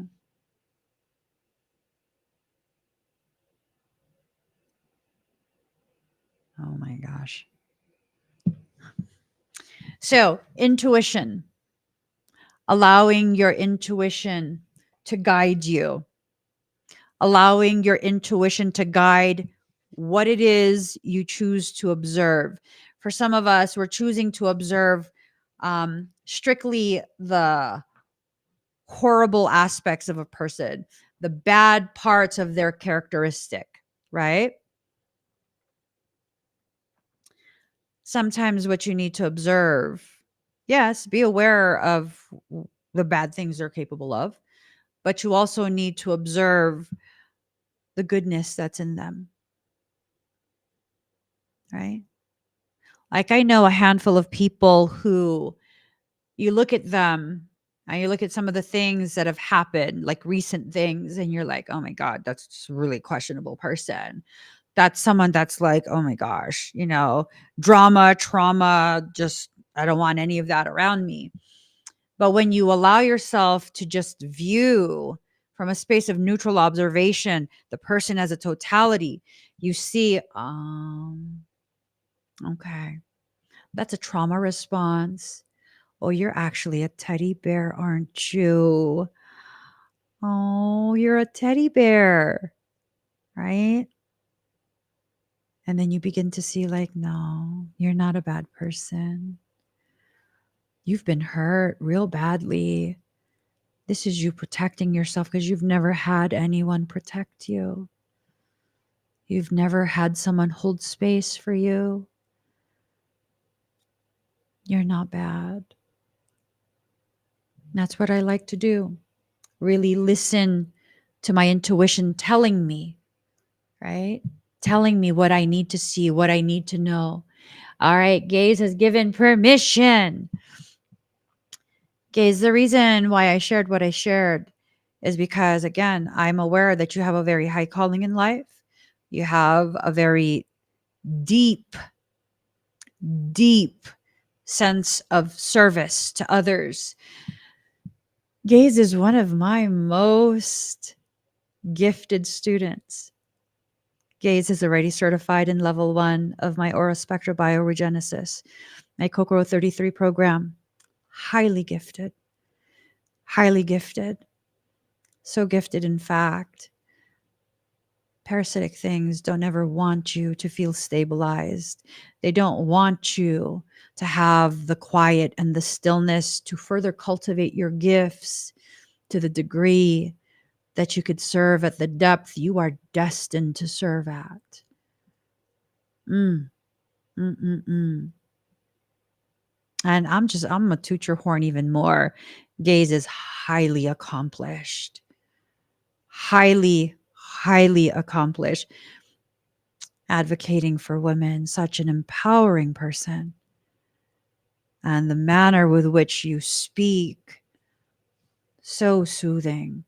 If you guys would like to experience the profound nature of gaze, you should go join our Soul Sanctuary private space. That's for our church members, our congregation. That's where we meet privately so that there's no disruptions, no caca energies, no none of that. And for those of you who are already part of that very sacred space, the Soul Sanctuary.love, and you've heard gaze speak, it hits straight to the heart. Like, it's powerful, powerful speaker, powerful individual. Yep. I love the Soul Sanctuary too. I do. I do.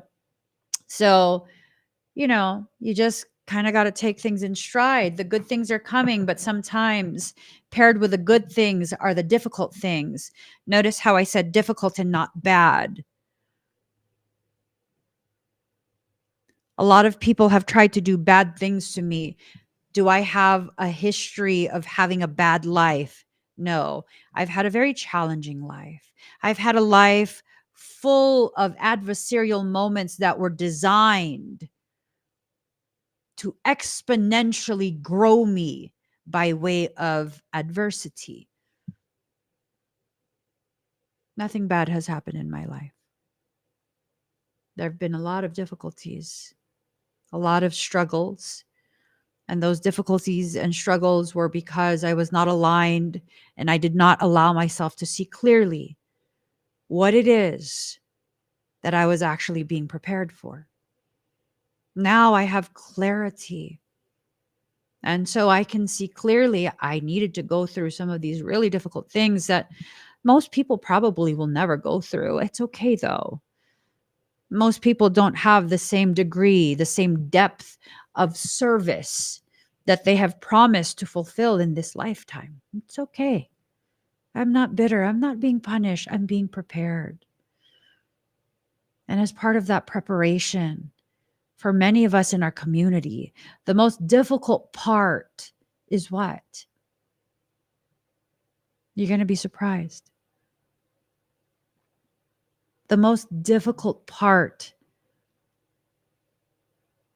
is you giving yourself permission to receive the good stuff. Right? For many of you, you have not been allowing yourself to receive the good stuff. Why is that? Because why? Because why? Because why? You just got to really let yourself go through the things that you're going through. And not, let me rephrase this. You got to let yourself be present as you go through the things you are going through and have the appropriate response for whatever it is you're experiencing. If it needs to be a correction or a simple declaration, it's up to you. It's up to you. Use your discernment. You are intelligent. I had someone who's very dear to me and very intelligent. We were in a private conversation and they had said that, they're not like me, right? What? What? What? What do you mean you're not like me? Yes, the hell you are. You are actually just like me. Just like me. How are you thinking you're not like me? And this is for all of y'all, because there's probably still those of you who are like, no, Emmy, you're so different than any other person I've ever come across. Yeah, no. How are we not the same? Oh, you think different. You explain things different. Yeah, let me tell you something. You know what? I'm going to tell you anyways. I'm going to tell you something. Okay. You might think that we're different, but we're not. Again, I'm just at a different place of positioning on that path than you are. I'm slightly further down the road. The reason you think we're different is because me being further down the road has afforded me the time to process what has happened, how I feel about what has happened, and what it means to me, to someone else, to the collective whole, to my family, just what it means, right? So if we are so different, and there are people who are not like me at all, very different from me, okay? There are those who are like that, very different. That's okay. We don't all have to be the same. Those that are actually very different from me, nothing I say, no matter how pared down, no matter how deeply in the layman's terms I am going, will make sense or resonate. Let that sink in. You think like me. That's why what I say makes sense to you. You were already thinking it. It's just, I'm giving you the Cliff's Notes.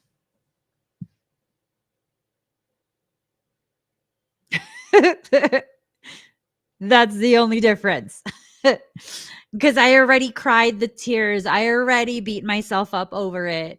I already have been angry for how long. And now I'm exhausted. I'm not angry anymore. I'm just fucking tired. Like, I am not fighting it at this point. It is what it is. What's happened has happened. This is what it's teaching me. All right, let's move forward, please, for myself and my journey. Right? So, no, I'm not advanced. I'm not different than you. We are the same. I'm just the older sibling that's already done with middle school. So I know what all of this means. And you're over here thinking I'm a genius. And it's like, well, I mean, genius might be a little bit too, I might be tooting that horn a little too hard, girl. You remember what happened to the horn the last time? Oh, and my parents first got me a car because I moved several hours away. I was like 20. I suffered from extreme road rage. Yeah. I'm from the San Francisco Bay Area, y'all. We all have road rage up there. So I had extreme road rage, and it was one of those things where it's like I was constantly using my horn and flipping people off and just like, what I'm saying? It was not good. It was not good in my 20s. I was very angry. And next thing you know, brand new mother effing car, brand new, brand spanking new. The horn broke. The horn stopped working.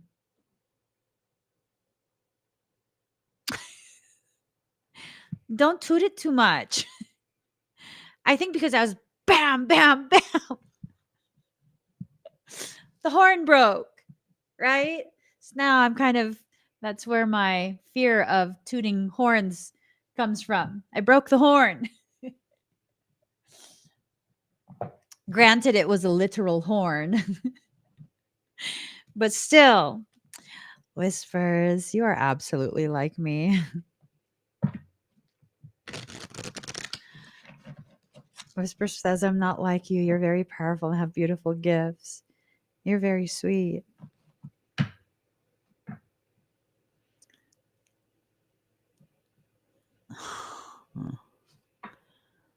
You are absolutely me before the world hurt my feelings enough for me to stop shrinking myself.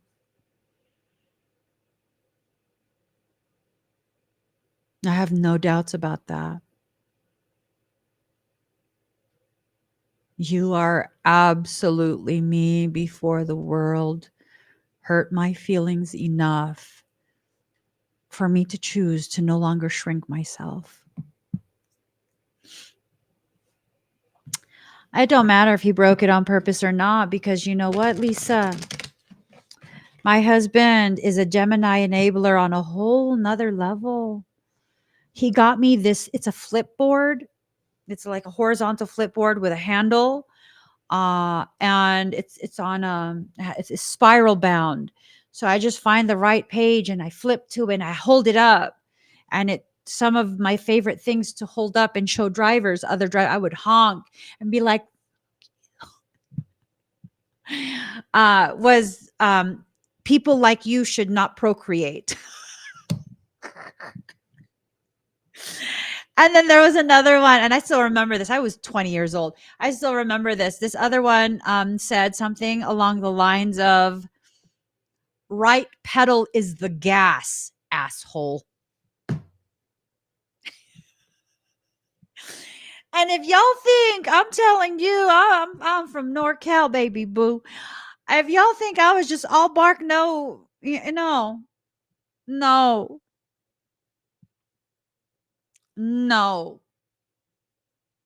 At one point in my history, I was seen in the intersection dangling off someone's window because I was trying to pull it off the track to pull them out the motherfucking car. Because, bitch, my horn don't work and we's gonna fight here in the intersection. I'm so glad I'm not like that anymore, because that's embarrassing and inappropriate. That was very inappropriate. It was. But I mean, yeah, no. As a teen,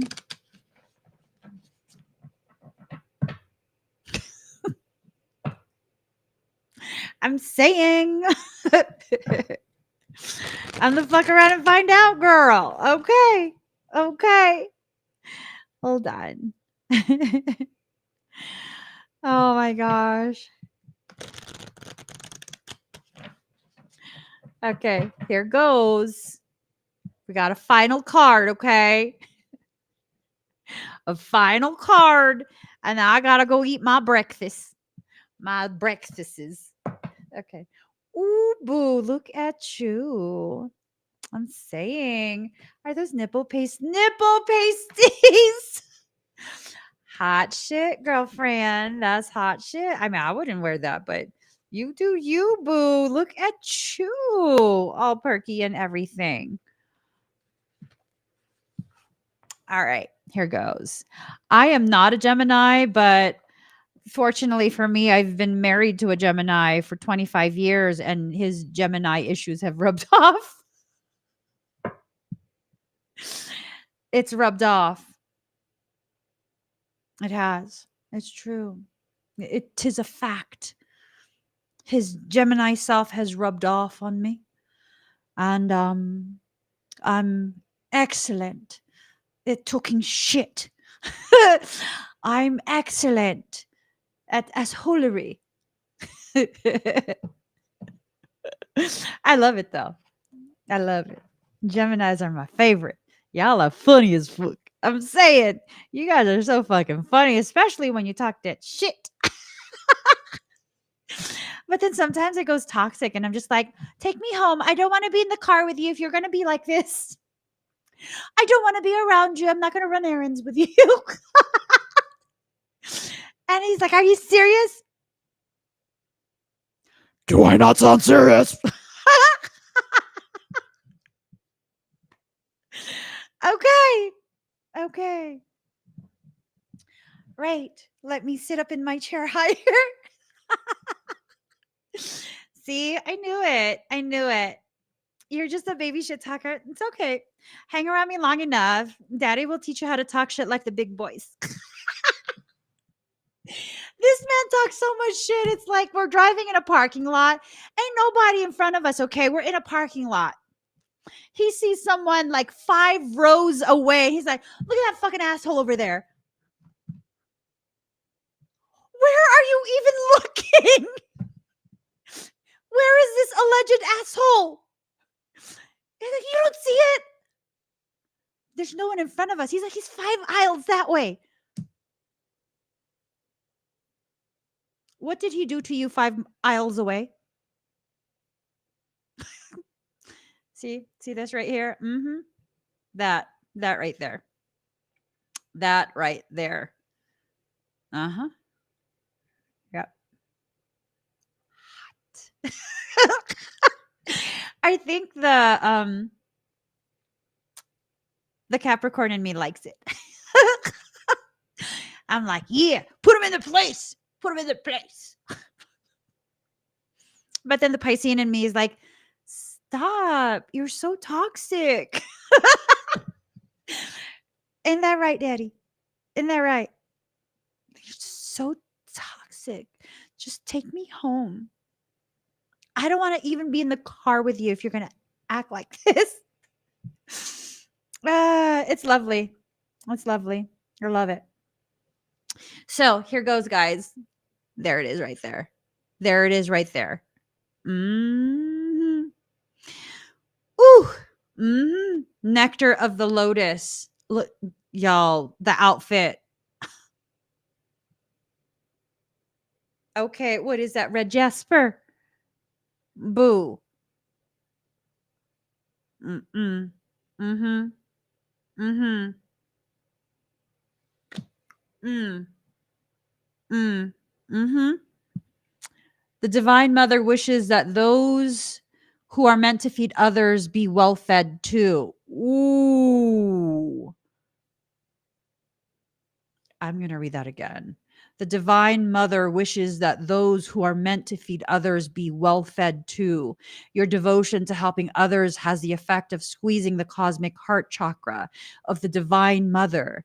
From her heart drips nectar, sweet, sustaining, life affirming energy that feeds you and allows you to nourish many souls. You guys,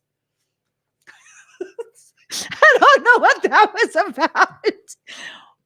Ooh! Souls. Oh, many souls, like a sacred chalice that overflows when you are full, well, and vital. The feeding of others happens effortlessly. You are guided to be fed now, fed with divine nectar from the heart of the mother. There is an endless supply of energy, joy, peace, bliss, and love for you, flowing from the heart of the Divine Mother Kuan Yin. Yet sometimes we may experience limitation instead of endless supply. These limits can be a hidden blessing. They could be a sign that our mind and emotional life could use some help shifting from scarcity consciousness into a consciousness of abundance. And that's where I step in. I am the official shake weight handler. And if you want to conduct yourself like a shake weight, I will shake you into a space of acceptance, allowing yourself to receive, allowing yourself to acknowledge, allowing yourself to see yourself with clarity and maybe a smidge of grace. Oh.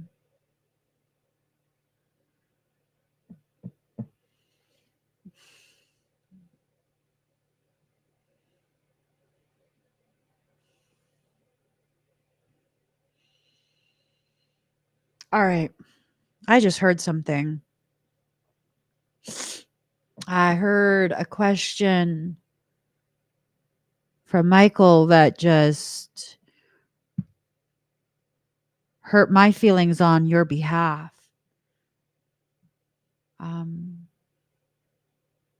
What are you still apologizing for?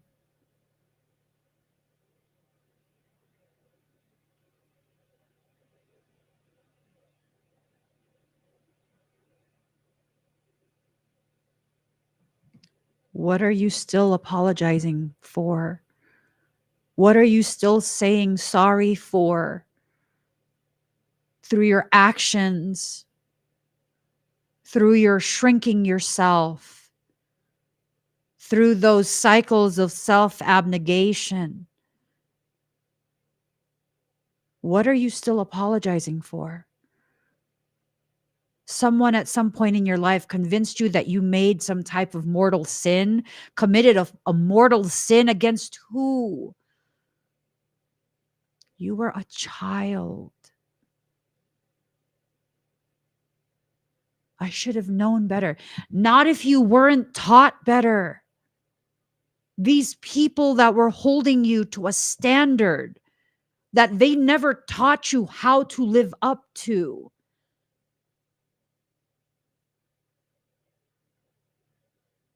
This is who you're apologizing to still. Honey, let me tell you something.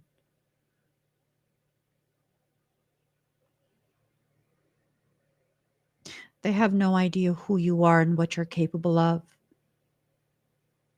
Stop joining them there in the muck if you ever want a life that's cleansed of muck.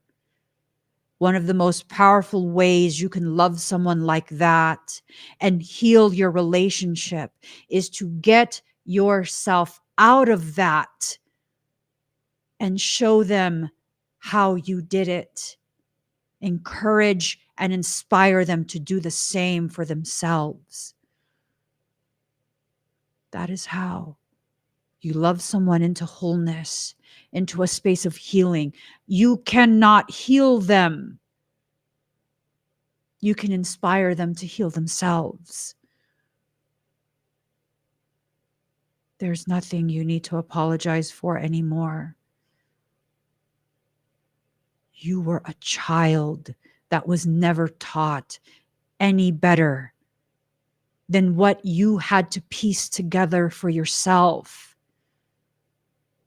The reality is this. For many of us, we weren't taught much of anything in childhood. Not all, okay, not all.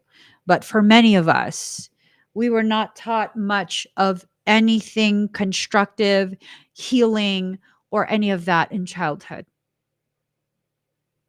We weren't taught how to cope with big feelings. We weren't taught how to communicate clearly. We weren't taught how to acknowledge our needs, how to prioritize, how to have boundaries and enforce them.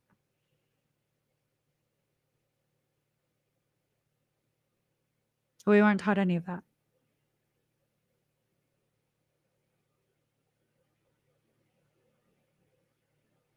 Now you're an adult.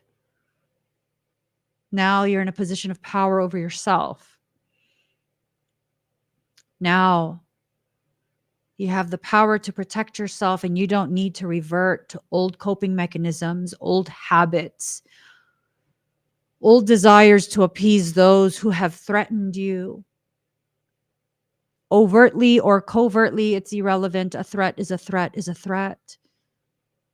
Right? Exactly, little Nemo. Oftentimes, it wasn't because you weren't loved. It was because the world is structured in such a way that both parental units need to be out of the house in order to earn enough to keep you fed, clothed, housed. Now is a time for you to be your own triage nurse. Assess which wound needs to be addressed first.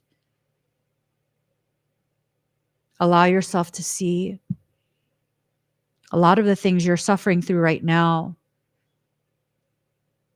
These are all symptomatic presentations of remnants of a childhood wound that was never allowed to heal. The heart cycle is done, and now starts the good stuff, the healing stuff, the reclamation of self stuff, the retrieval of your personal power stuff, the acceptance and embrace of your divine purpose stuff. You deserve all these things. If you have had it in your head at some point that you deserve the bad things that happened to you in childhood, young adulthood, even recently, if you deserve that and that bad thing is the impetus for the growth that takes you to the places where you receive the good stuff, then by virtue of you acknowledging you received and deserved the bad stuff, you then need to allow yourself to receive and acknowledge your deserving nature of the good stuff that erupts from that. Right? So for a time, I felt like I deserved all of that gang stalking and just really, really fucked up shit. By virtue of that, I absolutely deserve 100% deserve all the goodness that has erupted from it. An amazing, powerful community, a second community on another platform that is still being cultivated, exposure to the rest of the world, and my refusal to shut up. And now my awareness of the need and my compliance with that need to speak loudly and fearlessly about the gravity of my messianic ability to heal. I deserve all of this. I've earned it. I deserve this. I deserve to acknowledge myself. Does that mean I'm going to be rich and I'm going to be a celebrity and everyone's going to love me? It doesn't mean any of that. But it doesn't not mean any of that either. It can only mean as much as you allow it to mean. Let it mean its full definition. Let it be the totality. As we do this, we tend to relax and flow more easily, tapping into what is needed rather than perceiving restriction. A limit or a block in our flow might be telling us that our nervous system needs some time to adapt to receiving higher intensities of spiritual electricity through our system as we become more used to living a joyful, higher existence. A limit or restriction in our energy might indicate that we have been so focused on giving to others that we have forgotten that we are part of the divine heart we are seeking to embody. And we need to gain more balance in our lives by taking some time out and attention for ourselves. Ooh. I used to believe wholeheartedly that I am in this life to protect the people and provide for the people that my soul has promised to protect and provide for. Provide what? I don't know. It depends. Depends. Right? So I would consistently give everything away, give, which I don't regret. But I see the imbalance I created. And then one day, I got so angry and upset because it's like, all I do is help. Why? Why do all of these horrible things to me? Like, I don't understand. I don't understand. Until Michael made me understand. This logic, this perception that I was not part of the very group that I tended to so regularly. And I was like, no, this is for everyone else. It's not for me. And then, Michael got very firm. And he was like, who the fuck do you think you are? That hurt my feelings. But I needed to have the question asked in order for me to uncover the answers. Who did I think I was? That I didn't need you as much as you need me. That it's not this perfectly balanced thing that happens between us, where I don't take advantage of you, you don't take advantage of me. We protect each other. We love each other. We support each other. We are there for each other. And it took him being very harsh for me to see that. I had been removing myself from the very group that I was born to be part of. Like, wow. Wow. Wow. That's deep. Let's make a extreme analogy, okay? I've been all sorts of different shapes and sizes my entire life. I've been extremely frail type skinny. I've been categorically morbidly obese. I've been all shapes and sizes. All shapes and sizes that I have existed as. I have been a valid person worthy of dignity and a dignified existence. So, with that being said, if I am categorically morbidly obese, okay, would you value my input as a personal trainer, dietitian, and nutritionist?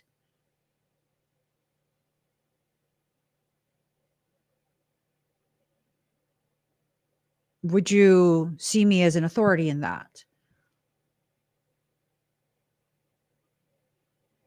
Let's be honest here. You wouldn't. You'd be like, you can't even keep yourself healthy. Like you're full of it. Why would I listen to you? Right? Now, if I was a very low percentage of body fat and extremely fit, every single muscle group perfectly grown, no injuries, would you look at me and be like, okay, you know what you're talking about? Well, we're not addressing the cause of obesity, right? The cause of my obesity was in fact hormone based. I had quite a bit of hormonal imbalance, thyroid issues, and all of that. And that's also the cause of me being, for a period, extremely emaciated. So it's not the cause, it's about how people will perceive you, right? And I know everyone's very hesitant to answer that because then it might paint you as some type of um, person that participates in discrimination or that you're a horrible person. But really, though, human nature. Are you going to listen to me if I don't embody what I am preaching? Probably not. You're not going to understand the gravity of my knowledge. Case in point, if I am trying to sell a service or a product to grow long, thick hair, and my hair is shaved, completely shaved off, would you believe that I'm some type of authority on long hair?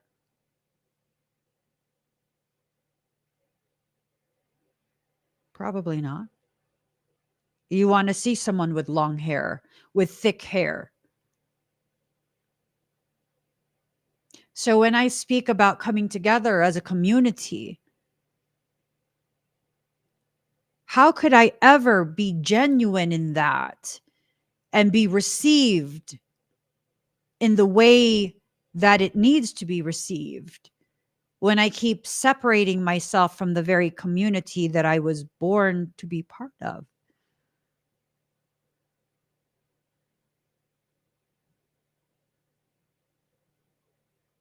As much as you give, you have to allow yourself to receive. As much as you give, you have to allow yourself to receive. This is how balance is kept. This is how you completely end that hard cycle. Right, Jackie. Thank you for being honest. Jackie says, no, it's 100% true. We all know whether we say it or not. It's our first thought. That's just how most people think, right? It's just how most people think. Now, if and I'm going to be completely transparent here, if someone who is not in premium shape is giving me information, I'm going to listen to their information first. What type of words are you using? Does it align with the knowledge I already know and surpass the knowledge that I already know? Okay, I'm listening to you.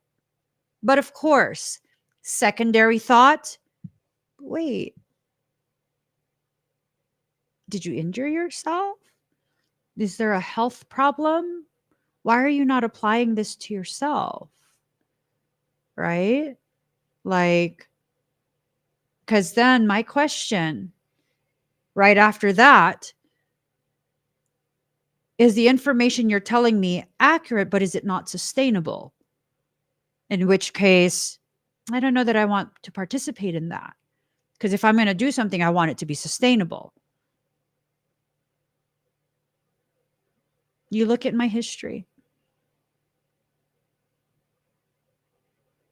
It's been years already. To me, it doesn't feel like I've been publicly visible for a very long time.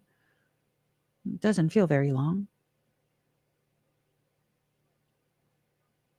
It's been 8 years. 8 years is a long time to fake my character. By now, you would have seen if I was faking it.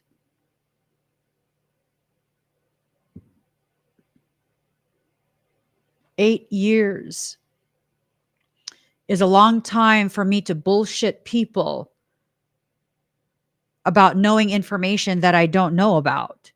Because I know people who will Google a lot of shit and their story changes all the time. When they Google something new, it changes to the new thing if it sounds better than the story they've been telling, right? What has changed? What has changed? The only thing that has changed about me is the level of permission I've given myself to be more of who I am and to allow others to see it.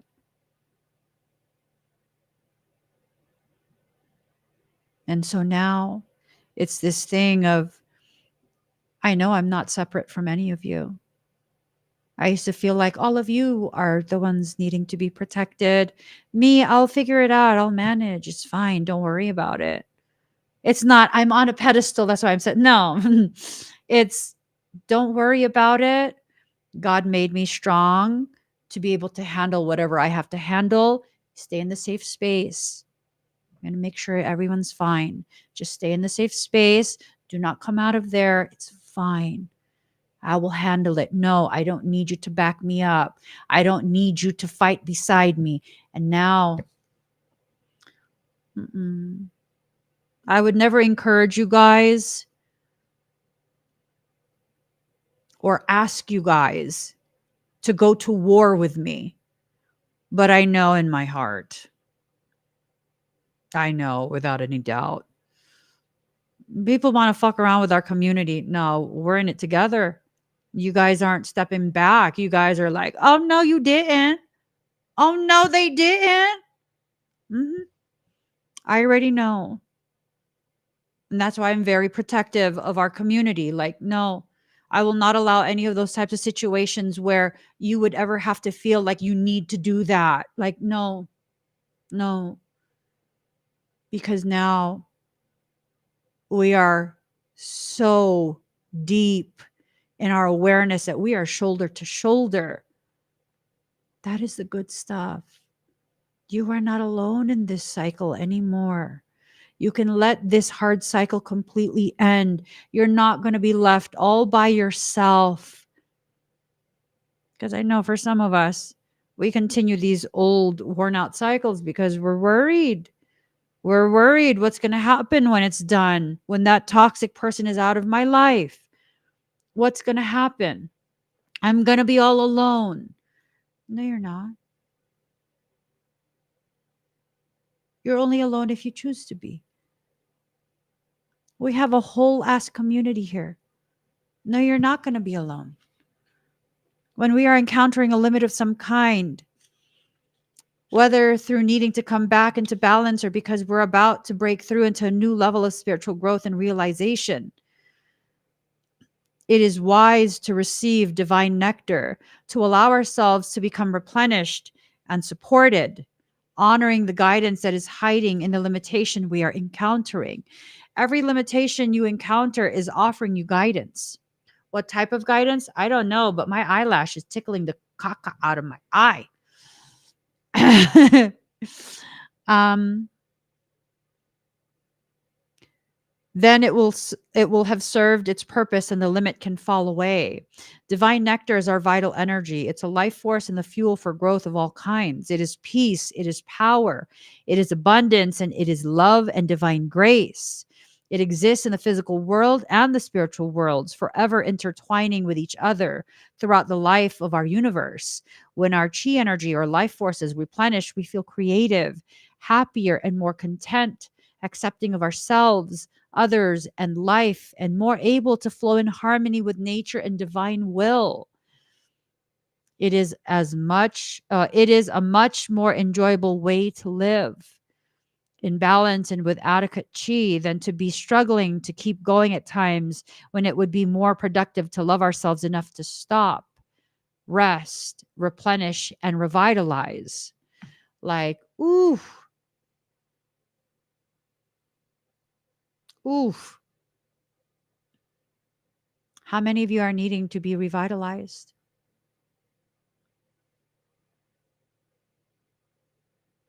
How many of you are so exhausted you have no idea what direction is what at this point?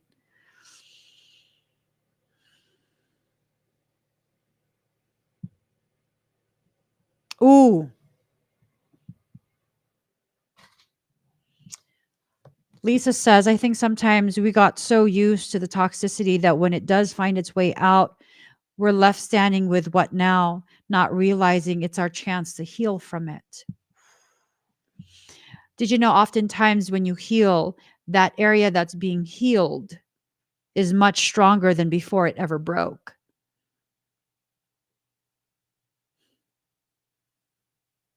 Especially when it comes to foundational lessons. What's the foundation of your body? Your bones. When you break a bone, the likelihood of you breaking the bone in that specific area again, exactly the same break, no, no. Your body will fortify that. Years ago, I had someone who was trying to degrade me by categorizing me publicly as a wounded healer. I was so fucking proud of that moment because I cussed them out. No, I didn't cuss them out at all. It was like, fuck yes, I am. We're the most powerful kind. The wounded ones, we are the most potent, most powerful healers because we know exactly how to heal. We did it for ourselves. Right? We did it for ourselves. Yes, progressive overload. Progressive overload. Ooh, but here's the thing. If you're using progressive overload and you're not properly doing the form for that movement, you don't have the proper mechanics, you don't have that mind muscle connection, you still will not grow in the way you expect progressive overload to grow you. So you have to be present as soul loads more, demands more, asks you to push, push, push. 5 more reps, 3 more reps, 2 more reps, 1 more rep. You think it's the last one? Give me 2 more, bitch, because you fucking badass. Show me what you've got. And it's in those 2 last reps you reach the point of failure. What happens when you reach failure?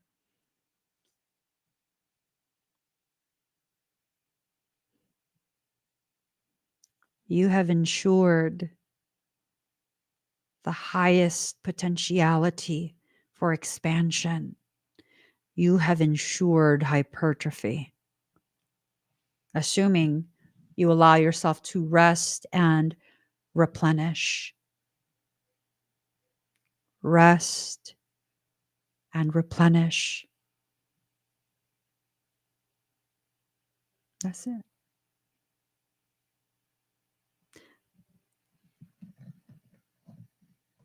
We wreck ourselves to build ourselves stronger. Why do I love the gym so much? Why am I so obsessed with this fitness journey that I'm on? It's a tangible, very viscerally experienced expression of the constant cycles I enter into and exit out of on an energetic and soul learning level.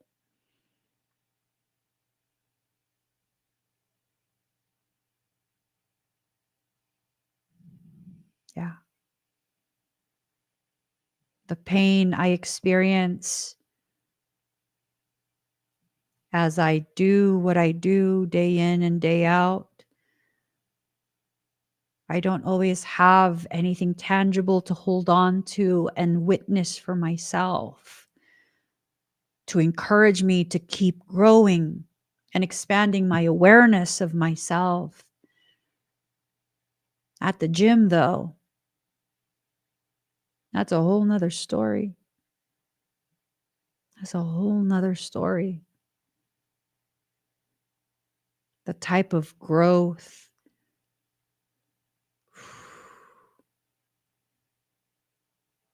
Mm. Man.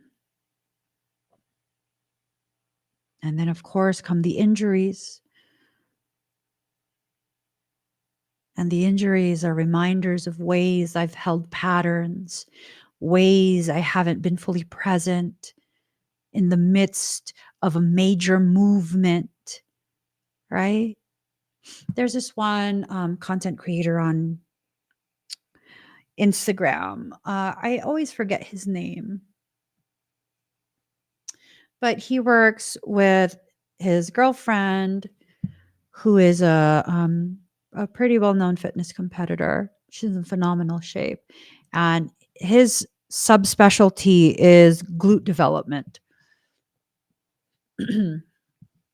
And I follow him because he's such a profound source of information. It's not your average information. It fascinates me. It fascinates me. And for the longest time, months, I'm like, I don't fucking get it. I don't get it. Like you repeat the same thing over and over and over. What am I not getting here? He's talking about the difference between a hip thrust and a true back extension, which it's a very subtle difference, almost imperceptible to the average person. But when you have an awareness of self to the degree that's necessary, it's a huge difference. It's a huge difference.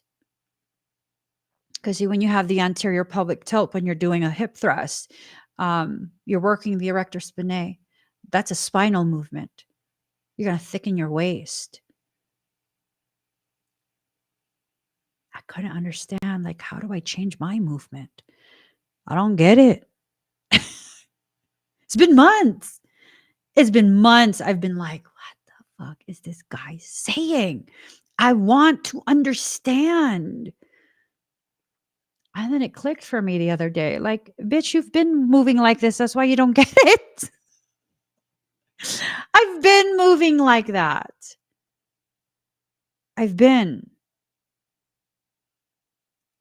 could understand. He talks about how people don't have glute growth. They don't have glute growth. Well, how do you not? You're lifting that much. You're working it that hard. You're focusing on it, progressive overload, all of these things, mind muscle connect. How are you not growing it? Not enough protein, eat more protein. You're eating more protein. Wow, why is it not growing? Because your positioning within the movement is not correct. How are you moving through life but improperly positioned? And that's hindering your growth. Have you pause to see that. It's a very subtle shift, right? It's a very subtle shift. But oh my gosh, the exponential growth that occurs when it finally clicks for you. Like, I've never had an hourglass shape. Yeah, even when I was extremely lean, no hourglass shape. I was basically a stick figure. I had the body shape of like a 10-year-old boy with gynecomastia. No shape whatsoever. I'll show you this picture. This is a recent image, not super recent, but recent enough. Remember how I say I have a pancake ass? My ass is a flapjack, right? I'm not even pushing hard. I'm not trying to fully max out anything. As a matter of fact, I've decided the past several weeks I'm going to ease back on glutes and do more hamstrings, more calves.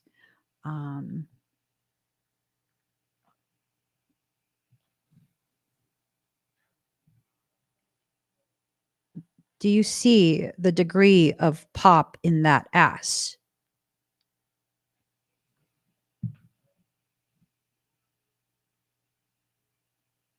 Because even though I couldn't understand, I couldn't comprehend, not only was I connected to what I was working on, not only was I fully present and focused and providing myself the rest, the nutrition that's necessary, the proper supplementation, without me knowing and just feeling my way through the movements, I was already properly positioned and properly moving within that, just like how I do with my spiritual journey. Just like how I do with my spiritual journey. Now, my goal is not to have like a dumpy. I will never have a dumpy. I don't have the genetics for that. And I don't want to be extremely glute dominant. I want everything in symmetry. I want my body to be balanced because I am trying to be a fitness competitor. I'm not trying to have a social media figure. When you begin to understand what your goal is, you then begin to have some degree of understanding of what you are needing to do. Now, if I just want to be like social media fit, I'll slap on more plates. I'll max out my ass. I will grow a big ass dumpy. I know how to do that. I'm capable of doing that. I don't want that. I want symmetry. I want physical fitness. I don't want one aspect of me to stand out. I will be judged as a whole being, just like in my spiritual journey.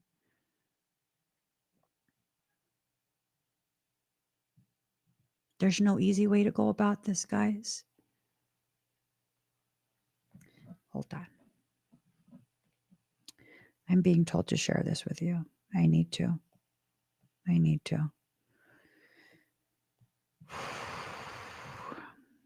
It's a little bit nerve-wracking, but I'll share it with you.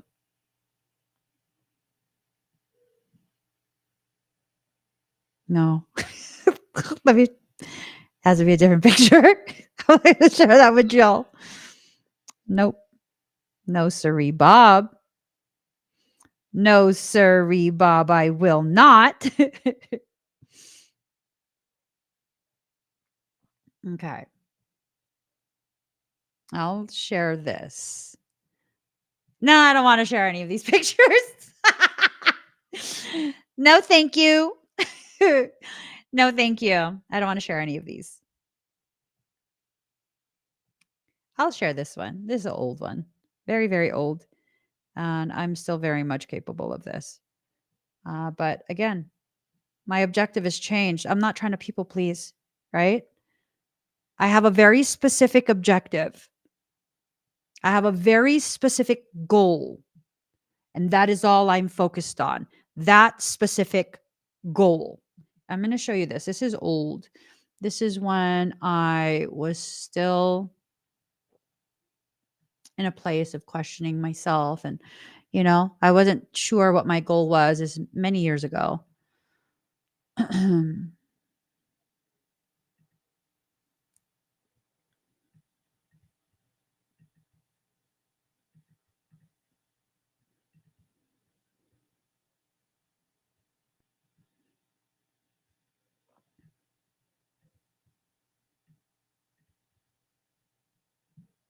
Okay.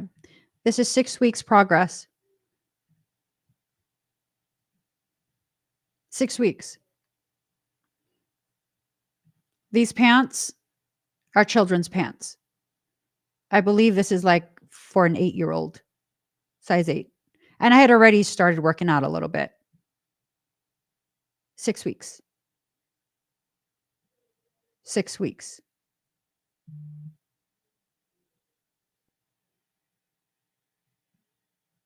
Six weeks. Yep. And that's without the knowledge that I have now.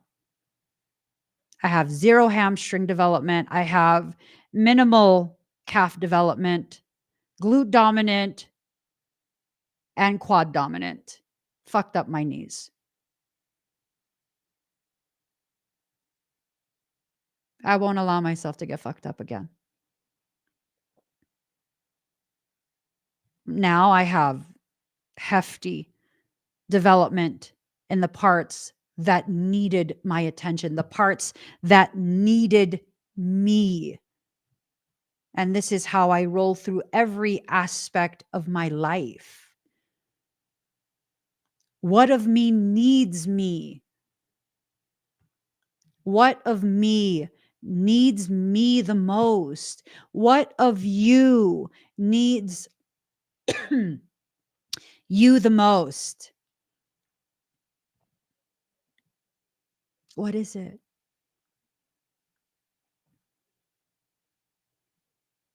What is it? It's not always the inner child. It's not always self-love. What do you actually need? And it's not always expressed, excuse me, in the way that we think it's supposed to be expressed, right? I have never in my life felt more feminine than I do now. And I felt that after this. Let me show you.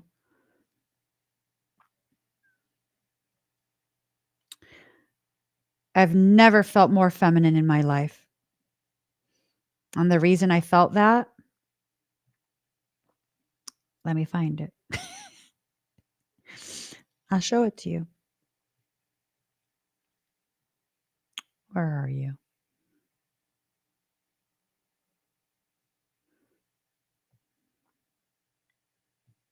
No, it's not it. No, girlfriend, that's not it. It's in here somewhere.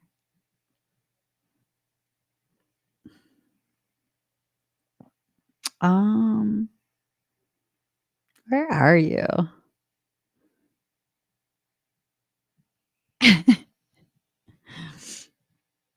Here.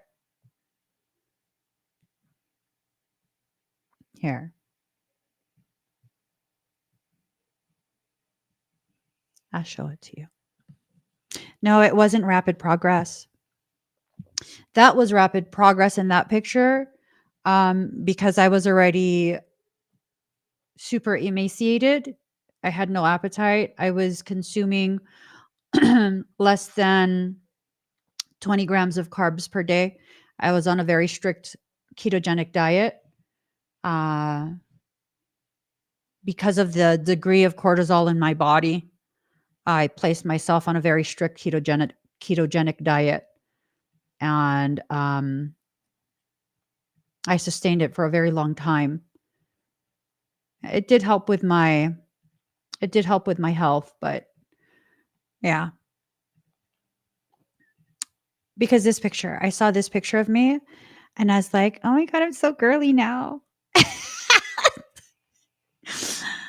I've never felt more girly in my life than I do now. Why is that?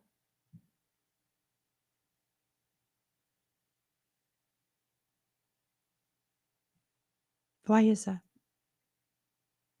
I have my little bicep. I have my little delts. I'm not I'm not I'm not big. It's not huge, right? What do I feel so girly for?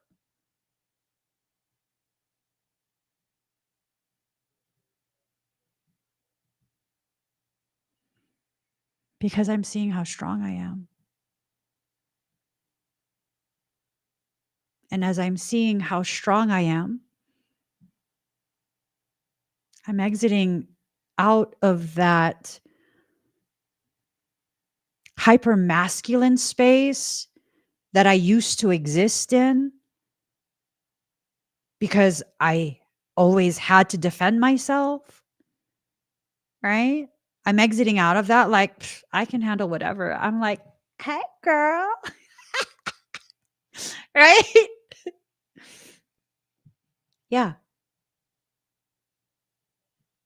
I don't need to be afraid of how strong I am. The stronger my body becomes, the less I feel I have to overcompensate. You guys, I'm not hella buff. I am a smaller person. I'm not tiny, tiny, but I'm small. I have had how many old folks at the gym just flat out wondering to my face, like, how the fuck are you lifting that when you're that size? Because to my core, I'm strong now. You have to have all of these components in order to truly develop your strength. And no, I'm not, I am tracking my macros so that I know I eat enough of each because I don't really have an appetite. I won't eat all day. That's not going to grow nothing. And then here comes my brother slash coach.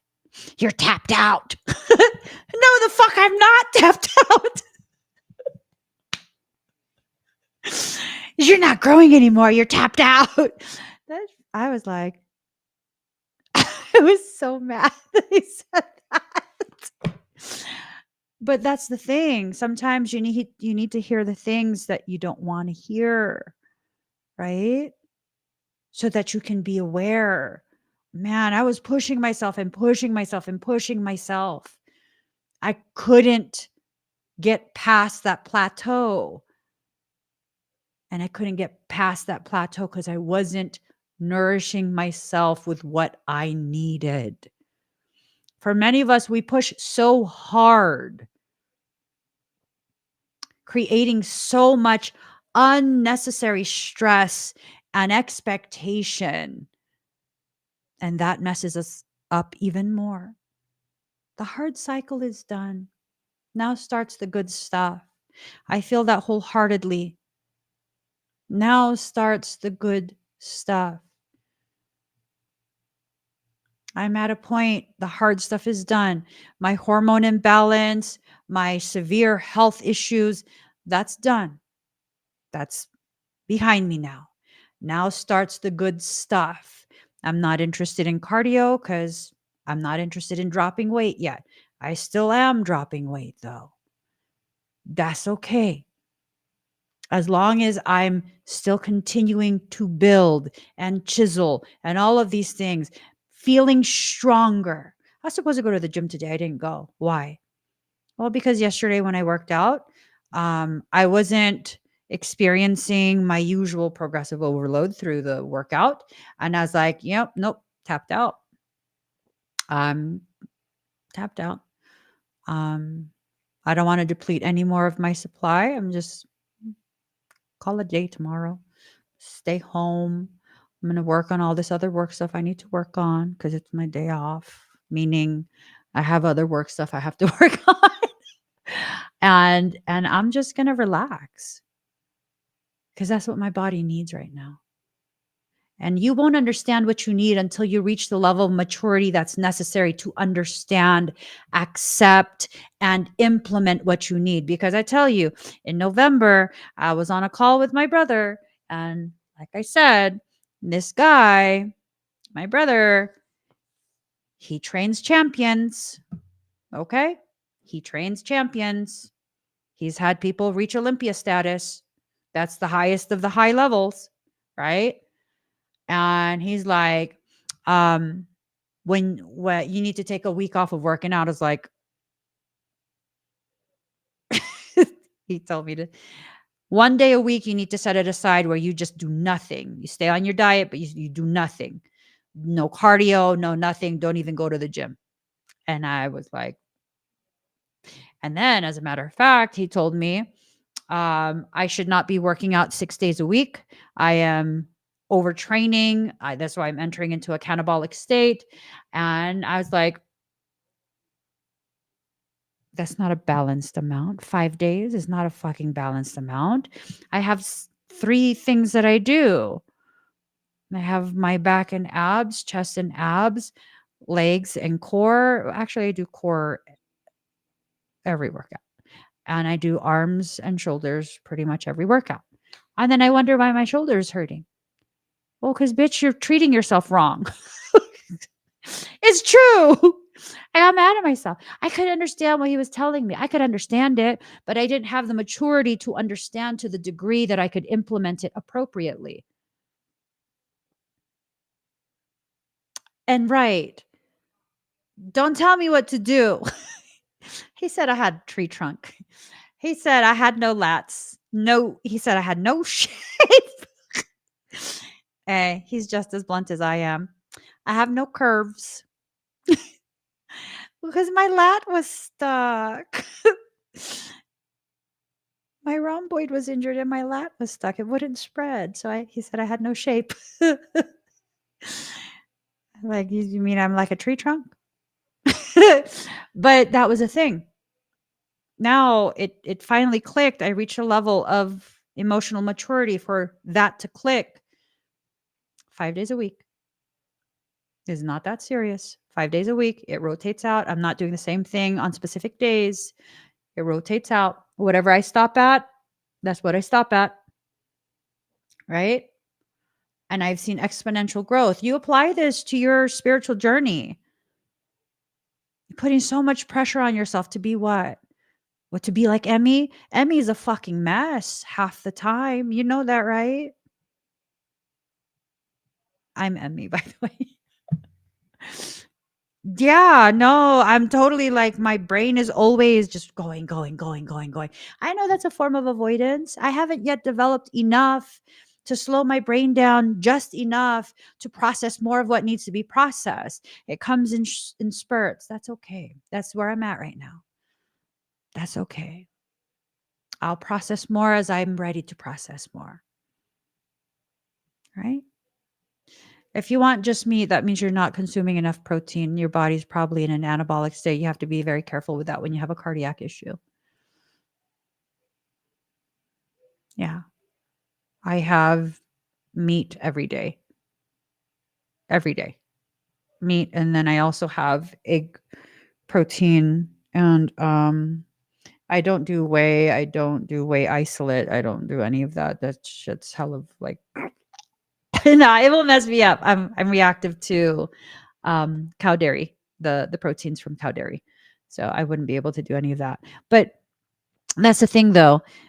When you allow yourself to see what you need and then ignore it, or do what you know is harmful for you because someone else benefited from it, like, what's that going to do?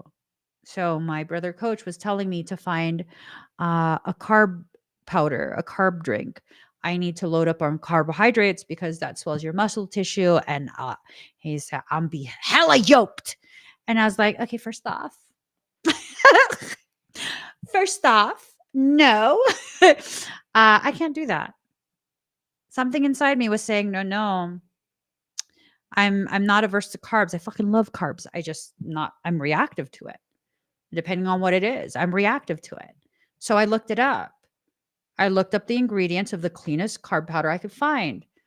And I was like, nope, that's going to fuck me up. Nope. Dextrose. That's a sugar. That's a sugar. I'm going to be all levels of fucked up. I'm going to be yoked and fucked up. No, not doing it. Not doing it. And then did a little more reading. One of the other ingredients, it's a rapid intake type carb thingy mabobber. It's actually carcinogenic. So I was like, oh, gotcha. That's why. Had to listen to my intuition. You guys have to listen to what you need.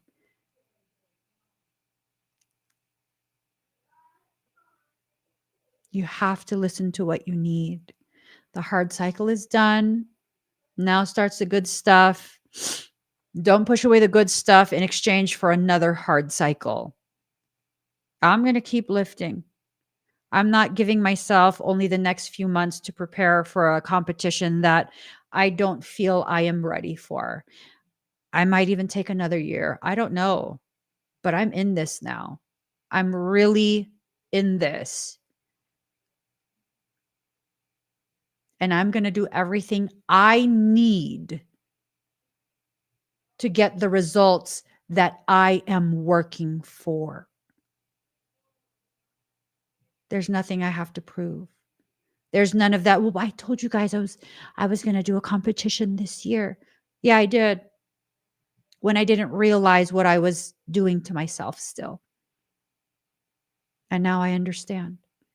I'm reaching a level of maturity where I understand. I want to have the greatest potential for the objective I have set for myself. I will not rush my body. I will not shock my body. I will not mess up my hormones. I will not supplement with performance enhancing anything outside of creatine. And even that, my body is just like, girl, what we tell you about this cree. I think my body doesn't like creatine at this point. I'm like, oh my God, again. Yeah, that's fine. That's fine. So I'll have to cut it out for a little bit. See how I do. Listening to yourself. This is the start of the good stuff. I'm seeing so much happening. Every week, there's a new difference in my body. Every week, there is something further developing, another thing becoming tighter, something tangible for me to see that my efforts are really bringing me that much closer to what I'm trying to do. Apply everything I've said to your spiritual journey. It doesn't matter if you're into the gym or not. It is an analogy. Apply it to your journey. Don't rush yourself. True spirituality is not taught. It is simply lived and observed as you are living it. Like, do you? Be you. And then show yourself off. Let people see you as you are. Allow yourself to receive your flowers, as they say, right? Just let it. Let yourself receive the validation, the applause, whatever it is that people are gifting you with. Let yourself receive. Okay? I got to go because I got to do a lot of stuff on my day off. I don't even know why I call it a day off. It's not a day off. Okay, guys. Please give this video a thumbs up. If you haven't already subscribed, please do subscribe. Turn on that notification bell. We shall see if I will be on TikTok later today. We'll see. Who knows? I have a few different things that I have to get done. So if I'm not too tired, maybe I will be. Whether I do or not tonight, make sure you find me on TikTok. I'm Emmy Evolving across all social media. Find me and follow me everywhere. It's not you being a stalker unless you make it weird. So don't make it weird. Make it lovely. I love seeing you guys across my social media platforms. I do. It's lovely. Um, it's definitely something where it's like, I saw you earlier today. I'm seeing you again. Yeah, no, I seriously love it.